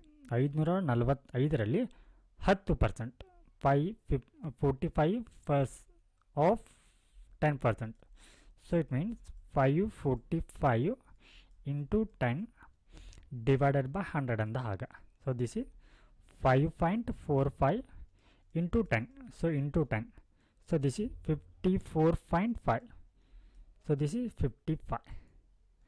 So andre so ಇಲ್ಲಿ ಲೋಕಸಭೆಯಲ್ಲಿ ವಿರೋಧ ಪಕ್ಷದ ಸ್ಥಾನ ಅಥವಾ ವಿಪಕ್ಷ ಸ್ಥಾನವನ್ನು ವಿಪಕ್ಷ ಒಂದು ನಾಯಕನ ಸ್ಥಾನವನ್ನು ಹೊಂದಬೇಕಾದ್ರೆ ಸೊ ನೀವು ಲೋಕಸಭೆಯಲ್ಲಿ ಒಟ್ಟಾರೆ 55 ಸ್ಥಾನಗಳನ್ನ ಗೆದ್ದಿರಬೇಕಾಗತ್ತೆ. ಎಸ್, ಸೊ ಈ ರೀತಿಯ ಒಂದು ನಿಯಮ ಅಂದರೆ 10% ಸೀಟುಗಳನ್ನ ಅಥವಾ ಒಟ್ಟು ಸ್ಥಾನಗಳನ್ನ ಪಡಿಬೇಕನ್ನುವಂಥ ಈ ಒಂದು ನಿಯಮ ಇದು ಸಂವಿಧಾನದಲ್ಲಿ ಇಲ್ಲ. ಆದರೆ ಇದನ್ನು ಸಂಸದೀಯ ಒಂದು ಸಂಪ್ರದಾಯದ ಪ್ರಕಾರ ಇದನ್ನು ಫಾಲೋ ಮಾಡ್ತಾ ಬಂದಿದ್ದಾರೆ. ಸಂಪ್ರದಾಯ. ಎಸ್, ಹಾಗಿದ್ರೆ ಈ ವಿಪಕ್ಷ ನಾಯಕನ ಕರ್ತವ್ಯ ಏನು ಅಂತಂದ್ರೆ ಇಲ್ಲಿ ಸರ್ಕಾರದ ನೀತಿಗಳನ್ನ ರಚನಾತ್ಮಕವಾಗಿ ಟೀಕಿಸುವಂಥದ್ದು. ಅಂದರೆ ಇಲ್ಲಿ ಕನ್ಸ್ಟ್ರಕ್ಟಿವ್ ಕ್ರಿಟಿಕಿಸಮ್ನ ಮಾಡುವಂಥದ್ದು. ಸೊ ಇಲ್ಲಿ ವಿಪಕ್ಷ ನಾಯಕನ ಜವಾಬ್ದಾರಿ ಆಗಿರುತ್ತೆ. ಎಸ್, ಸೊ ಇಲ್ಲಿ ನೋಡಿ 1977ರಲ್ಲಿ ಏನು ಮಾಡಲಾಗುತ್ತೆ, ಶಾಸನಬದ್ಧ ಮಾನ್ಯತೆಯನ್ನು ಈ LOP ಅಂದರೆ ಲೀಡರ್ ಆಫ್ ಅಪೋಸಿಷನ್ ಅವರಿಗೆ ನೀಡಲಾಗತ್ತೆ. ವಿಪಕ್ಷ ನಾಯಕನಿಗೆ ಈ ಒಂದು ಕಾನೂನು ಆಧಾರವನ್ನು ಅಂದ್ರೆ ಈ ಒಂದು ಶಾಸನಬದ್ಧ ಒಂದು ಮಾನ್ಯತೆಯನ್ನು ಇದಕ್ಕೆ ನೀಡಲಾಗತ್ತೆ. ಸೊ ಇವರು ಸಂಪುಟ ಸಚಿವರಿಗೆ ಸಮಾನವಾದಂಥ ಸಂಬಳ ಮತ್ತು ಭತ್ಯೆಗಳನ್ನ ಮತ್ತು ಇತರ ಸೌಲಭ್ಯಗಳನ್ನ ಪಡಿತಾರೆ. ಅಮೇರಿಕಾದಲ್ಲಿ ಈ ವಿಪಕ್ಷ ನಾಯಕನ ಮೈನಾರಿಟಿ ನಾಯಕ ಅಂತ ಕರೆಯಲಾಗತ್ತೆ. ಬ್ರಿಟನ್ನಲ್ಲಿ ಶಾಡೋ ಕ್ಯಾಬಿನೆಟ್ ಅಂತ ಹೇಳಿ ಕರೆಯಲಾಗತ್ತೆ. ಎಸ್, ಸದನದ ನಾಯಕ ಅಥವಾ ವಿಪಕ್ಷ ನಾಯಕ ಅನ್ನುವಂಥದ್ದು ಇಲ್ಲಿ ಸಂವಿಧಾನದಲ್ಲಿ ಹೆಸರಿಡಲಾಗಿಲ್ಲ. ಸೊ ಮೇಲೆ ನಾವು ಕೂಡ ಚರ್ಚೆಯನ್ನು ಮಾಡಿದ್ದೀವಿ. ಸದನದ ನಾಯಕ ಅಥವಾ ಸಭಾನಾಯಕ ಲೋಕಸಭೆಯಲ್ಲಿ ಪ್ರಧಾನಮಂತ್ರಿಗಳು ಇರ್ತಾರೆ, ಹಾಗೆ ರಾಜ್ಯಸಭೆಯಲ್ಲಿ ಪ್ರಧಾನಮಂತ್ರಿಗಳು ನೇಮಿಸುವಂಥ ವ್ಯಕ್ತಿಗಳು ಇರ್ತಾರೆ. ಹಾಗೆ ವಿಪಕ್ಷ ನಾಯಕ ಅನ್ನುವಂಥದ್ದು ಸೊ ಇದನ್ನು ಸಂವಿಧಾನದಲ್ಲಿ ಹೇಳಿಲ್ಲ, ಬದಲಿಗೆ ಸದನದ ನಿಯಮಾವಳಿಗಳು ಮತ್ತು ಸಂಸದೀಯ ಶಾಸನಗಳಲ್ಲಿ ಇವುಗಳನ್ನ ಉಲ್ಲೇಖ ಮಾಡಿರುವಂಥದ್ದು. ನೆಕ್ಸ್ಟ್ ಒನ್ ವಿಪ್ ಅಥವಾ ಸಚೇತಕ. ಸೊ ಇದರ ಕುರಿತು ನಾವು ಈಗಾಗಲೇ ಕರೆಂಟ್ ಅಫೇರ್ಸಲ್ಲಿ ಕೂಡ ಚರ್ಚೆನ ಮಾಡಿದ್ದವ. ಎಸ್, ಹಾಗಿದ್ರೆ ವಿಪ್ ಅಥವಾ ಸಚೇತಕ ಅನ್ನುವಂಥ ಹುದ್ದೆ ಸೊ ಇದನ್ನು ಸಂವಿಧಾನದಲ್ಲಿ ಎಲ್ಲಿಯೂ ಕೂಡ ಉಲ್ಲೇಖಿಸಿಲ್ಲ. Very important point. ಸೊ ಈ ಒಂದು ವಿಪ್ ಹುದ್ದೆ ಅನ್ನುವಂಥದ್ದು ಸಂವಿಧಾನದಲ್ಲಿ ಕೂಡ ಇಲ್ಲ, ಹಾಗೆ ಸದನದ ಯಾವ ನಿಯಮಗಳಲ್ಲಿ ಕೂಡ ಇಲ್ಲ, ಹಾಗೆ ಸಂಸದೀಯ ಶಾಸನದಲ್ಲೂ ಕೂಡ ಇಲ್ಲ. ಇದು ಕೇವಲ ಸಂಸದೀಯ ಸರ್ಕಾರದ ನಡಾವಳಿಗಳಲ್ಲಿ ಇದನ್ನು ಆಧರಿಸಿರುವಂಥದ್ದು. ಹಾಗಿದ್ರೆ ಇವರನ್ನು ಯಾರು ನೇಮಕ ಮಾಡ್ತಾರೆ? ಸಚೇತಕರಣ ಅಂತಂದರೆ ರಾಜಕೀಯ ಪಕ್ಷವೇ ನೇಮಕ ಮಾಡುತ್ತೆ. ಸೊ ಹೀಗಾಗಿ ಸಚೇತಕ ಅನ್ನುವಂಥದ್ದು ಎಲ್ಲ ಪಕ್ಷಗಳು ಕೂಡ ಇರ್ತಾರೆ. ಸೊ ಇಲ್ಲಿ ಸದಸ್ಯರು ವಿಪ್ ನೀಡಿರುವಂಥ ನಿರ್ದೇಶಗಳನ್ನ ಪಾಲಿಸಬೇಕು. ಸೊ ಇಲ್ಲಿ ವಿಪ್ನ ಒಂದು ಕರ್ತವ್ಯ ಏನಂತಂದರೆ ಇವರು ಒಂದಿಷ್ಟು ನಿರ್ದೇಶಗಳನ್ನ ನೀಡ್ತಾರೆ. ಸದಸ್ಯರು ಏನನ್ನ ಮಾಡಬೇಕು ಏನನ್ನ ಮಾಡಬಾರ್ದು ಅನ್ನೋದರ ಕುರಿತು ಇಲ್ಲಿ ವಿಪ್ಪನ್ನು ನೇಮಕ ಮಾಡಲಾಗಿರುತ್ತಲ್ವ, ಅವರು ಏನು ಮಾಡ್ತಾರೆ, ಇಲ್ಲಿ ನಿರ್ದೇಶಗಳನ್ನ ನೀಡ್ತಾರೆ ಆ ಒಂದು ಪಕ್ಷದ ಸದಸ್ಯರಿಗೆ. ಸೊ ಇನ್ ಕೇಸ್ ಏನಾದರೂ ಇವರು ನೀಡಿರುವಂಥ ಆಜ್ಞೆಗಳನ್ನ ಪಾಲಿಸದೇ ಇದ್ದರೆ ಏನಾಗತ್ತಾ? ಸೊ ಇವರನ್ನು ಪಕ್ಷಾಂತರ ಕಾನೂನು ಅಡಿಯಲ್ಲಿ ಅವರನ್ನು ವಜಾಗೊಳಿಸಲಾಗತ್ತೆ. ಸೊ ನಾವು ಈಗಾಗಲೇ ನೋಡಿದ್ದೀವಿ ಏನು ಅಂತಂದ್ರೆ ಸದಸ್ಯರನ್ನು ಅನರ್ಹಗೊಳಿಸಬಹುದು ಅನ್ನೋದ್ರ ಯಾವ ಆಧಾರದ ಮೇಲೆ ಅನ್ನುವಂಥದ್ದನ್ನು. ಸೊ ಆವಾಗ ಇದು ಕೂಡ ಬರುತ್ತೆ, ಸಚೇತಕ ಆಜ್ಞೆಯನ್ನು ಪಾಲಿಸಿದರೆ ಅವರನ್ನು ವಜಾಗೊಳಿಸಬಹುದು. ಹಾಗೆ ಇವರಿಗೆ ಈ ರೀತಿ ವಜಾಗೊಳಿಸುವಂಥ ಅಧಿಕಾರ ಎಲ್ಲಿಂದ ಸಿಗುತ್ತಾ? ಪಕ್ಷಾಂತರ ಈ ಒಂದು ಸಂವಿಧಾನದ ಶೆಡ್ಯೂಲ್ 10 ಏನಿದೆ ಇದರ ಅಡಿಯಲ್ಲಿ ಆಯಾ ಪಕ್ಷಗಳ ನಾಯಕರು ಏನು ಮಾಡ್ತಾರೆ, ತಮ್ಮ ಶಾಸಕರಿಗೆ ಶಾಸನದ ಒಂದು ಸಭೆ ಕಲಾಪಗಳಲ್ಲಿ ಭಾಗವಹಿಸುವಂತೆ ವಿಪ್ ನೀಡುವಂಥ ಅಧಿಕಾರವನ್ನು ಹೊಂದಿರುತ್ತಾರೆ. ಎಸ್, ಇದರೊಳಗೆ ಸಚೇತಕನ ಜವಾಬ್ದಾರಿ ಏನು ಅನ್ನುವಂಥ ನೋಡೋಣ. ಸೊ ಇಲ್ಲಿ ತನ್ನ ಪಕ್ಷದ ಸದಸ್ಯರ ವರ್ತನೆಯನ್ನು ನಿಯಂತ್ರಣ ಮಾಡ್ತಾರೆ. ಸೊ ಅವರು ಯಾವ ರೀತಿ ವರ್ತಿಸಬೇಕು ಅನ್ನೋದರ ಕುರಿತು. ಹಾಗೆ ಸದಸ್ಯರು ತಮ್ಮ ಹೆಚ್ಚಿನ ಸಂಖ್ಯೆಯಲ್ಲಿ ಭಾಗವಹಿಸುವಂತೆ ನೋಡಿಕೊಳ್ಳುವಂಥದ್ದು. ಸೊ ಇವಾಗ ಯಾವುದೇ ಒಂದು ಮಸೂದೆಗೆ ಸಂಬಂಧಪಟ್ಟಂತೆ ಅಲ್ಲಿ ವೋಟಿಂಗ್ ನಡೀತಾ ಇದ್ರ, ಸೊ ಅಲ್ಲಿ ಹೆಚ್ಚಿನ ಸಂಖ್ಯೆಯಲ್ಲಿ ಪರವಾಗಿ ಅಥವಾ ಅದರ ವಿರುದ್ಧವಾಗಿ ಮತ ಚಲಾಯಿಸುವಂತೆ ಏನು ಮಾಡ್ತಾರೆ ಅಲ್ಲಿ ಅವರು ನೋಡಿಕೊಳ್ತಾರೆ. ಸೊ ಇತ್ತೀಚೆಗೆ ಕೇಂದ್ರ ಸರ್ಕಾರ ಈ ಒಂದು ವಿಕಸಿತ್ ಭಾರತ್ ರಾಮ್ಜಿ ಅನ್ನುವಂಥ ಮಸೂದೆಯನ್ನು ಮಂಡನೆ ಮಾಡಿತ್ತು. ಅದರೊಟ್ಟಿಗೆ ಶಾಂತಿ ಮಸೂದೆಯನ್ನು ಜಾರಿಗೆ ಮಾಡಿತ್ತು. ಸೊ ಈ ಒಂದು ಸಂದರ್ಭದಲ್ಲಿ ಏನು ಮಾಡುತ್ತೆ, ಕಾಂಗ್ರೆಸ್ ಸರ್ಕಾರ ತನ್ನ ಒಂದು ಸಂಸದರಿಗೆ, ತನ್ನ ಸದಸ್ಯರಿಗೆ ಈ ಮಸೂದೆ ಮಂಡನೆ ಆಗುವಂಥ ಸಂದರ್ಭದಲ್ಲಿ ಇಲ್ಲಿ ಸದನದಲ್ಲಿ ಹಾಜರಿರಬೇಕು ಅಂತ ಹೇಳಿ ಮಾಡಿತ್ತು, ವಿಪ್ಪನ್ನು ಜಾರಿಗೆಗೊಳಿಸಿತ್ತು. ಸೊ ಈ ರೀತಿ ಇಂಥ ಒಂದು ಸಂದರ್ಭದಲ್ಲಿ ವಿಪ್ಪನ್ನು ಹೊರಡಿಸಲಾಗತ್ತೆ. ಹಾಗೆ ಇಲ್ಲಿ ನೋಡಿ, ನಿರ್ದಿಷ್ಟ ವಿಷಯದ ಪರವಾಗಿ ಅಥವಾ ವಿರುದ್ಧವಾಗಿ ತನ್ನ ಪಕ್ಷದ ಸದಸ್ಯರ ಬೆಂಬಲ ಗಳಿಸುವಂಥದ್ದು. ಸೊ ಇಲ್ಲಿ ನೋಡಿ, ಪರವಾಗಿ ಅಂತ ಬಂದರೆ ಯಾವುದಾದ್ರೂ ಇವಾಗ ಅದೇ ಪಕ್ಷದ ಆಡಳಿತ ಪಕ್ಷ ಇರುತ್ತೆ ಅಂತ ಅನ್ಕೋಣ. ಸೊ ಆಡಳಿತ ಪಕ್ಷಕ್ಕೆ ತರುವಂಥ ಒಂದು ಮಸೂದೆಗೆ ಇಲ್ಲಿ ಬೆಂಬಲವನ್ನು ಗಳಿಸಬೇಕಲ್ವಾ, ಅಂದರೆ ಅದರ ಪರವಾಗಿ ಓಟನ್ನು ಹಾಕಬೇಕಲ್ವಾ. ಆ ಒಂದು ಸಂದರ್ಭದಲ್ಲಿ ಪರವಾಗಿ ಮತವನ್ನು ಚಲಾಯಿಸಲಿಕ್ಕೆ, ಅಥವಾ ವಿರುದ್ಧವಾಗಿ ಅಂತಂದರೆ ಇವಾಗ ವಿಪಕ್ಷ ಇರುತ್ತೆ, ವಿರೋಧ ಪಕ್ಷ ಇರುತ್ತೆ, ಆವಾಗ ಏನು ಮಾಡ್ಬೋದು, ಆಡಳಿತ ಪಕ್ಷ ತಂದಿರುವಂಥ ಮಸೂದೆಯನ್ನು ಅದು ಅಂಗೀಕಾರ ಆಗದೇ ಇರುವಂತೆ ಏನು ಮಾಡುತ್ತೆ, ಅದರ ವಿರುದ್ಧವಾಗಿ ಮತವನ್ನು ಚಲಾಯಿಸಬೇಕಾಗತ್ತೆ. ಈ ಒಂದು ಸಂದರ್ಭದಲ್ಲಿ ಇವರು ಈ ರೀತಿ ಆದೇಶವನ್ನು ಕೊಡ್ತಾರೆ, ಪರವಾಗಿ ಮತವನ್ನು ಚಲಾಯಿಸಿ ಅಥವಾ ವಿರುದ್ಧವಾಗಿ ಮತವನ್ನು ಚಲಾಯಿಸಿ ಅನ್ನುವಂಥದ್ದನ್ನು. ಹಾಗೆ ಬಹುಮತ ಸಾಬೀತುಪಡಿಸುವಂಥ ಸಂದರ್ಭದಲ್ಲಿ ವಿಧಾನಸಭಾ ಅಧಿವೇಶನಕ್ಕೆ ಕಡ್ಡಾಯವಾಗಿ ಹಾಜರಿರಲು. ಸೊ ಇಲ್ಲಿ ವಿಧಾನಸಭಾ ಮಾತ್ರ ಅಲ್ಲ, ಸೊ ಲೋಕಸಭೆಯಲ್ಲೂ ಕೂಡ ವಿಶ್ವಾಸ ಮತವನ್ನು, ಬಹುಮತವನ್ನು ಸಾಬೀತುಪಡಿಸುವಂಥ ಸಂದರ್ಭದಲ್ಲಿ ಕೂಡ ಇಲ್ಲಿ ಸದಸ್ಯರು ಕಡ್ಡಾಯವಾಗಿ ಹಾಜರಿರಬೇಕು ಅಂತ ಹೇಳಿ ಏನು ಮಾಡ್ತಾರೆ, ಆದೇಶವನ್ನು ನೀಡ್ತಾರೆ. ಹಾಗೆ ನೋಡಿ, ಪಕ್ಷದ ಬಿ ಫಾರಂ ಪಡೆದು ಪಕ್ಷದ ಚಿಹ್ನೆಯಡಿ ಶಾಸಕ ಅಥವಾ ಸಂಸದರಾಗಿ ಆಯ್ಕೆಯಾದವರು ಇದನ್ನು ಪಾಲಿಸಲೇಬೇಕಾಗತ್ತ. ಎಸ್, ಇಲ್ಲಿ ವಿಪ್ ಅನ್ನುವಂಥದ್ದು ಕೇವಲ ಪಕ್ಷಗಳ ಅಡಿಯಲ್ಲಿ, ಪಕ್ಷದ ಚಿಹ್ನೆಯ ಅಡಿಯಲ್ಲಿ ಆಯ್ಕೆಯಾದಂಥ ಸಂಸದರಿಗೆ ಮಾತ್ರ ಅನ್ವಯ ಆಗತ್ತೆ. ಸೊ ಇದು ಇಂಡಿಪೆಂಡೆಂಟ್, ಅಂದರೆ ಸ್ವತಂತ್ರ ಅಭ್ಯರ್ಥಿ ಏನಿರ್ತಾರೆ ಅವರು ಆಯ್ಕೆ ಆಗಿರ್ತಾರೆ, ಅಂಥವ್ರಿಗೆ ಇದು ಅನ್ವಯ ಆಗೋದಿಲ್ಲ. ಹಾಗಿದ್ರೆ ಇದನ್ನು ಯಾವಾಗ ಪ್ರಯೋಗಿಸಲಾಗತ್ತೆ ವಿಪ್ಪನ್ನು ನೋಡಿ, ಯಾವ ಸದಸ್ಯರು ಶಾಸಕರ ಮೇಲೆ ವಿಶ್ವಾಸವಿಲ್ಲದಿದ್ದಾಗ, ಅವರಿಗೆ ವಿಶ್ವಾಸ ಇರೋದಿಲ್ಲ, ಅಂದರೆ ಇವರು ಸದಸ್ಯರು ಒಂದು ಆಡಳಿತ ಅಥವಾ ವಿಪಕ್ಷದ ಪರವಾಗಿ ನಿಂತ್ಕೊಳ್ಳಬಹುದು, ಅವರ ಒಂದು ಜೊತೆ ಅವರು ಸೇರಬಹುದು ಅನ್ನುವಂಥ ಒಂದು ಅನುಮಾನ ಇದ್ದಂಥ ಸಂದರ್ಭದಲ್ಲಿ ಇದನ್ನು ಹೊರಡಿಸಲಾಗತ್ತೆ. ಹಾಗೆ ಪಕ್ಷದ ವಿರುದ್ಧವಾಗಿ ಕೆಲಸ ಮಾಡ್ತಿದ್ದಾರೆ ಅಂತ ಹೇಳಿ ಕಂಡು ಬಂದಾಗ ಸೊ ವಿಪ್ಪನ್ನು ಜಾರಿಗೊಳಿಸಲಾಗತ್ತೆ. ಹಾಗಿದ್ರೆ ಇಲ್ಲಿ ವಿಪ್ಪನ್ನು ಉಲ್ಲಂಘಿಸಿದರೆ ಏನು ಪರಿಣಾಮ ಆಗತ್ತೆ ಅಂತ ಒಂದು ಸದಸ್ಯರ ಮೇಲೆ ಅಂತಂದರೆ, ಪಕ್ಷಾಂತರ ಕಾಯ್ದೆ ಅಡಿಯಲ್ಲಿ ಅವರ ಸದಸ್ಯತ್ವವನ್ನು ಕೂಡ ರದ್ದು ಮಾಡಬಹುದು. ಹಾಗೆ 6 ವರ್ಷಗಳ ಕಾಲ ಅವರಿಗೆ ಚುನಾವಣೆಗೆ ನಿಲ್ಲಕ್ಕೆ ಬರುವುದಿಲ್ಲ. ಹಾಗೆ ಇಲ್ಲಿ ನೋಡಿ, ವಿಪ್ನಲ್ಲಿ 3 ವಿಧಗಳು ಕಂಡುಬರುತ್ತೆ. 1 line whip, 2 line whip, 3 line whip ಅಂತ ಹೇಳಿ. 1 ಲೈನ್ ವಿಪ್ ಅಂತಂದರೆ ಏನಿರುತ್ತೆ, ಇಲ್ಲಿ ಇದನ್ನು ಯಾವಾಗ ಹೊರಡಿಸಲಾಗುತ್ತೆ, ವಿಶ್ವಾಸ ಮತ ಸಂದರ್ಭದಲ್ಲಿ ಸರ್ಕಾರದ ಪರ ಹಾಗೂ ಪಕ್ಷದ ಆದೇಶದ ಪಾಲನೆಗೆ ನೀಡುವಂಥ ವಿಪ್ ಇದಾಗಿದೆ. ಹಾಗೆ 2 ಲೈನ್ ವಿಪ್ ಅಂತಂದರೆ ಬಜೆಟ್ ಅಥವಾ ಪ್ರಮುಖ ವಿಧೇಯಕ, ಅಂದರೆ ಬಿಲ್ಲನ್ನು ಪಾಸ್ ಮಾಡುವಂಥ ಸಂದರ್ಭದಲ್ಲಿ ಇದನ್ನು ಜಾರಿ ಮಾಡಲಾಗತ್ತೆ. ಹಾಗೆ 3 ಲೈನ್ ವಿಪ್, ಇದು ವೆರಿ ಇಂಪಾರ್ಟೆಂಟ್ ವಿಪ್. ಇದು ಅಧಿವೇಶನದಲ್ಲಿ ಹಾಜರಾತಿ, ವಿತ್ತೀಯ ಕಾರ್ಯಕಲಾಪದಲ್ಲಿ ಪಾಲ್ಗೊಳ್ಳುವಿಕೆ, ಬಜೆಟ್ ಅನುಮೋದನೆ ಸಂದರ್ಭದಲ್ಲಿ ಸರ್ಕಾರದ ಪರ ಮತ ಚಲಾಯಿಸುವಿಕೆಯ ಸಂದರ್ಭದಲ್ಲಿ ನೀಡುವಂಥ ವಿಪ್ ಆಗಿದೆ.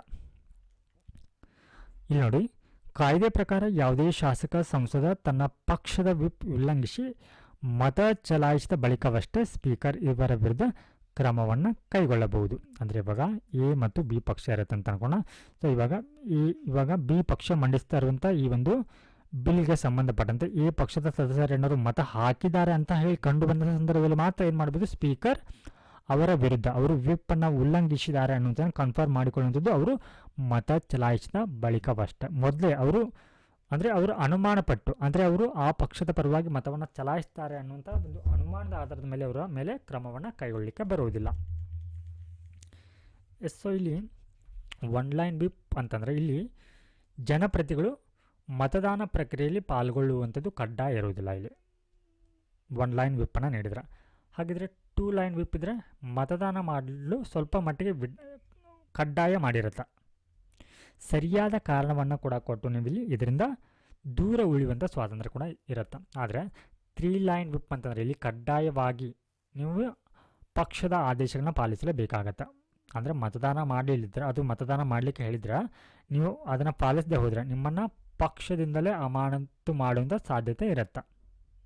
ಸೊ ಹೀಗಾಗಿ ಪಕ್ಷಗಳು ಕೊಡುವಂಥ ವಿಪ್ ಏನಿರುತ್ತೆ ಸಾಮಾನ್ಯವಾಗಿ ಅದು 3 ಲೈನ್ ವಿಪ್ ಆಗಿರುತ್ತೆ. ಸೊ ಏನು ಇವಾಗ ಸರ್ಕಾರದ ಮುಖ್ಯ ಸಚೇತಕರು ಇರ್ತಾರ, ಸೊ ಇವರು ಲೋಕಸಭೆಯಲ್ಲಿ ಮುಖ್ಯ ಸಚೇತಕರಾಗಿ ಯಾರು ಕಾರ್ಯನಿರ್ವಹಿಸ್ತಾರೆ? ಸಂಸದೀಯ ವ್ಯವಹಾರಗಳ ಸಚಿವರು. Very important. ಸಂಸದೀಯ ವ್ಯವಹಾರಗಳ ಸಚಿವರು ಆಡಳಿತ ಪಕ್ಷದ ಮುಖ್ಯ ಸಚೇತಕರಾಗಿ ಕಾರ್ಯವನ್ನು ನಿರ್ವಹಿಸ್ತಾರೆ. ಹಾಗೆ ರಾಜ್ಯಸಭೆಯಲ್ಲಿ ಸಂಸದೀಯ ವ್ಯವಹಾರಗಳ ರಾಜ್ಯ ಸಚಿವರು ಈ ಜವಾಬ್ದಾರಿಯನ್ನು ನಿರ್ವಹಿಸ್ತಾರೆ. ಸೊ ಇದರೊಟ್ಟಿಗೆ ಇಲ್ಲಿ ವಿಪ್ ಅನುಸರಣೆಗೆ ಅಂದರೆ ವಿಪ್ಪನ್ನು ಫಾಲೋ ಮಾಡದೇ ಇರುವುದಕ್ಕೆ ಕೆಲವೊಂದಿಷ್ಟು ವಿನಾಯಿತಿಗಳು ಕೂಡ ಇದೆ. ಅಂದರೆ ನೀವು ಅದನ್ನು ವಿಪ್ ಫಾಲೋ ಮಾಡದೇ ಹೋದರೆ ಅದರ ಮೇಲೆ ನಿಮಗೆ ಯಾವುದೇ ಕ್ರಮಗಳನ್ನು ಕೈಗೊಳ್ಳೋದಿಲ್ಲ. ಕೆಲವು ಸಂದರ್ಭಗಳಲ್ಲಿ ನೋಡಿ, ಆತ್ಮಸಾಕ್ಷಿಯ ಮತಗಳು ಅಂದರೆ ಇವಾಗ ಪಕ್ಷದ ಅನುಮತಿಯೊಂದಿಗೆ ಸಂಸದರು ನೈತಿಕ ವಿಷಯಗಳ ಬಗ್ಗೆ ಮುಕ್ತವಾಗಿ, ಅಂದರೆ ಇವಾಗ ಎಲ್ಲ ವಿಷಯಗಳು ಕೂಡ ಅಂದರೆ ಹೇಗೆ ಒಪ್ಪಿಗೆ ಆಗಿರುವಂಥದ್ದು ಅದೇ ಸದಸ್ಯರ ಎಲ್ಲರಿಗೂ ಕೂಡ ಒಪ್ಪಿಗೆ ಆಗದೇ ಇರಬಹುದು. ಅಂದರೆ ಅದು ನೈತಿಕವಾಗಿ ಆತನ ದೃಷ್ಟಿಯಲ್ಲಿ ಸರಿ ಅನಿಸದೇ ಇರಬಹುದು. ಸೊ ಅಂತಹ ಒಂದು ವಿಷಯಗಳ ಒಂದು ಬಂದಾಗ ಅಲ್ಲಿ ಅದರ ವಿವೇಚನೆಗೆ ಬಿಟ್ಬಿಟ್ಟಿರ್ತಾರೆ, ಪಕ್ಷದ ಒಂದು ಸದಸ್ಯರ ವಿವೇಚನೆಗೆ ಬಿಟ್ಟಿರ್ತಾರೆ. ಇಂತಹ ಒಂದು ಸಂದರ್ಭದಲ್ಲಿ ಅವರು ತಮಗೆ ಹೇಗೆ ಬೇಕೋ ಹಾಗೆ ಇಲ್ಲಿ ಮತವನ್ನು ಚಲಾಯಿಸಬಹುದು. ಹಾಗೆ ಪೂರ್ವಾನುಮೋದನೆ ಅಂದರೆ ಮುಂಚಿತವಾಗಿ ಏನನ್ನು ಮಾಡಲಿಕ್ಕೆ, ಅಂದರೆ ಇವಾಗ ಮತವನ್ನು ಚಲಾಯಿಸಲಿಕ್ಕೆ ಹೋಗುವಂಥ ಸಂದರ್ಭದಲ್ಲಿ ಅವರ ಅನುಮೋದನೆಯನ್ನು ಪಡೆದುಕೊಂಡು ಹೋದರೆ, ಅಂದರೆ ಪಕ್ಷದ ನಾಯಕತ್ವ ಸ್ಪಷ್ಟವಾಗಿ ಅನುಮತಿಸಿದರೆ ಸದಸ್ಯರು ವಿಪ್ಪನ್ನು ಧಿಕ್ಕರಿಸಬಹುದು. ಅಂದರೆ ಇವಾಗ ಆಯಾ ಪಕ್ಷಗಳ ವಿಪ್ ಇರ್ತಾರೆ, ಅವರ ಒಂದು ಮುಂಚಿತವಾಗಿರುವಂಥ ಅನುಮೋದನೆಯನ್ನು ತೆಗೆದುಕೊಳ್ಬೇಕು. ಅವರ ಒಪ್ಪಿಗೆಯನ್ನು ತೆಗೆದುಕೊಂಡು ನೀವು ಏನಾದರೂ ವಿಪ್ಪನ್ನು ಉಲ್ಲಂಘಿಸುವಂಥ ಸಾಧ್ಯತೆ ಕೂಡ ಇರುತ್ತೆ. ಸೊ ಈ ರೀತಿಯೊಂದು ಒಪ್ಪಿಗೆಯನ್ನು ತೆಗೆದುಕೊಳ್ಬೇಕಾಗತ್ತೆ. ಸೊ ನೆಕ್ಸ್ಟ್ ಕ್ಲಾಸಲ್ಲಿ ನಾವು ಸಂಸತ್ತಿನ ಅಧಿವೇಶನಗಳ ಕುರಿತು ಚರ್ಚೆನ ಮಾಡೋಣ. ಸೊ ಈ ಒಂದು ವಿಡಿಯೋದ ಕುರಿತು ನಿಮ್ಮ ಅನಿಸಿಕೆ ಮತ್ತು ಅಭಿಪ್ರಾಯವನ್ನು ತಪ್ಪದೆ ಕಮೆಂಟ್ ಸೆಕ್ಷನಲ್ಲಿ ತಿಳಿಸಿ. ಹಾಗೆ ಈ ಒಂದು ವಿಡಿಯೋ ನಿಮಗೆ ಇಷ್ಟ ಆದಲ್ಲಿ ತಪ್ಪದೆ ಲೈಕ್ ಬಟನ್ ಒತ್ತಿ. ಸೊ ನಾವು ಇವಾಗ ಈ ಒಂದು ಪಾಲಿಟಿಕ್ಗೆ ಸಂಬಂಧಪಟ್ಟಂತೆ ಏನು ಇವಾಗ ಕ್ಲಾಸಸ್ಗಳನ್ನ ಮಾಡ್ತಾ ಇದ್ದೀವಿ, ಸೊ ಅಂದರೆ ಅದನ್ನು ನಿಮಗೆ ಮೈಂಡ್ ಮ್ಯಾಪ್ ರೀತಿಯಲ್ಲಿ ಏನು ಕೊಡ್ತಾ ಇದ್ದೀವಿ. ಸೊ ಇದು ಮುಗಿದ ನಂತರ ಗವರ್ನೆನ್ಸ್ ಹಾಗೆ ಮಾಡರ್ನ್ ಹಿಸ್ಟ್ರಿ. ಸೊ ಇದರ ಕುರಿತು ಕೂಡ ನಾವು ಇದೇ ರೀತಿ ಕನ್ನಡದಲ್ಲಿ ಶಾರ್ಟ್ಸ್ ನೋಟ್ಸ್ ಮತ್ತು ಮೈಂಡ್ ಮ್ಯಾಪ್ ರೀತಿಯಲ್ಲಿ ನಿಮಗೆ ನೋಟ್ಸನ್ನು ರೆಡಿ ಮಾಡಬೇಕಂತ ಅಂದ್ಕೊಂಡಿದ್ದೀವಿ. ಸೊ ಇವುಗಳಲ್ಲಿ ನಿಮಗೆ ಮೊದಲು ಯಾವ ಸಬ್ಜೆಕ್ಟ್ ಬೇಕು ಅನ್ನೋದನ್ನು ಕಮೆಂಟ್ ಸೆಕ್ಷನಲ್ಲಿ ತಿಳಿಸಿ. ಆ ಒಂದು ವಿಷಯದ ಕುರಿತು ನಿಮಗೆ ನೋಟ್ಸ್ನೊಂದಿಗೆ ನಿಮಗೆ ಎಕ್ಸ್ಪ್ಲನೇಷನ್ ಕೂಡ ಮಾಡ್ತೀವಿ.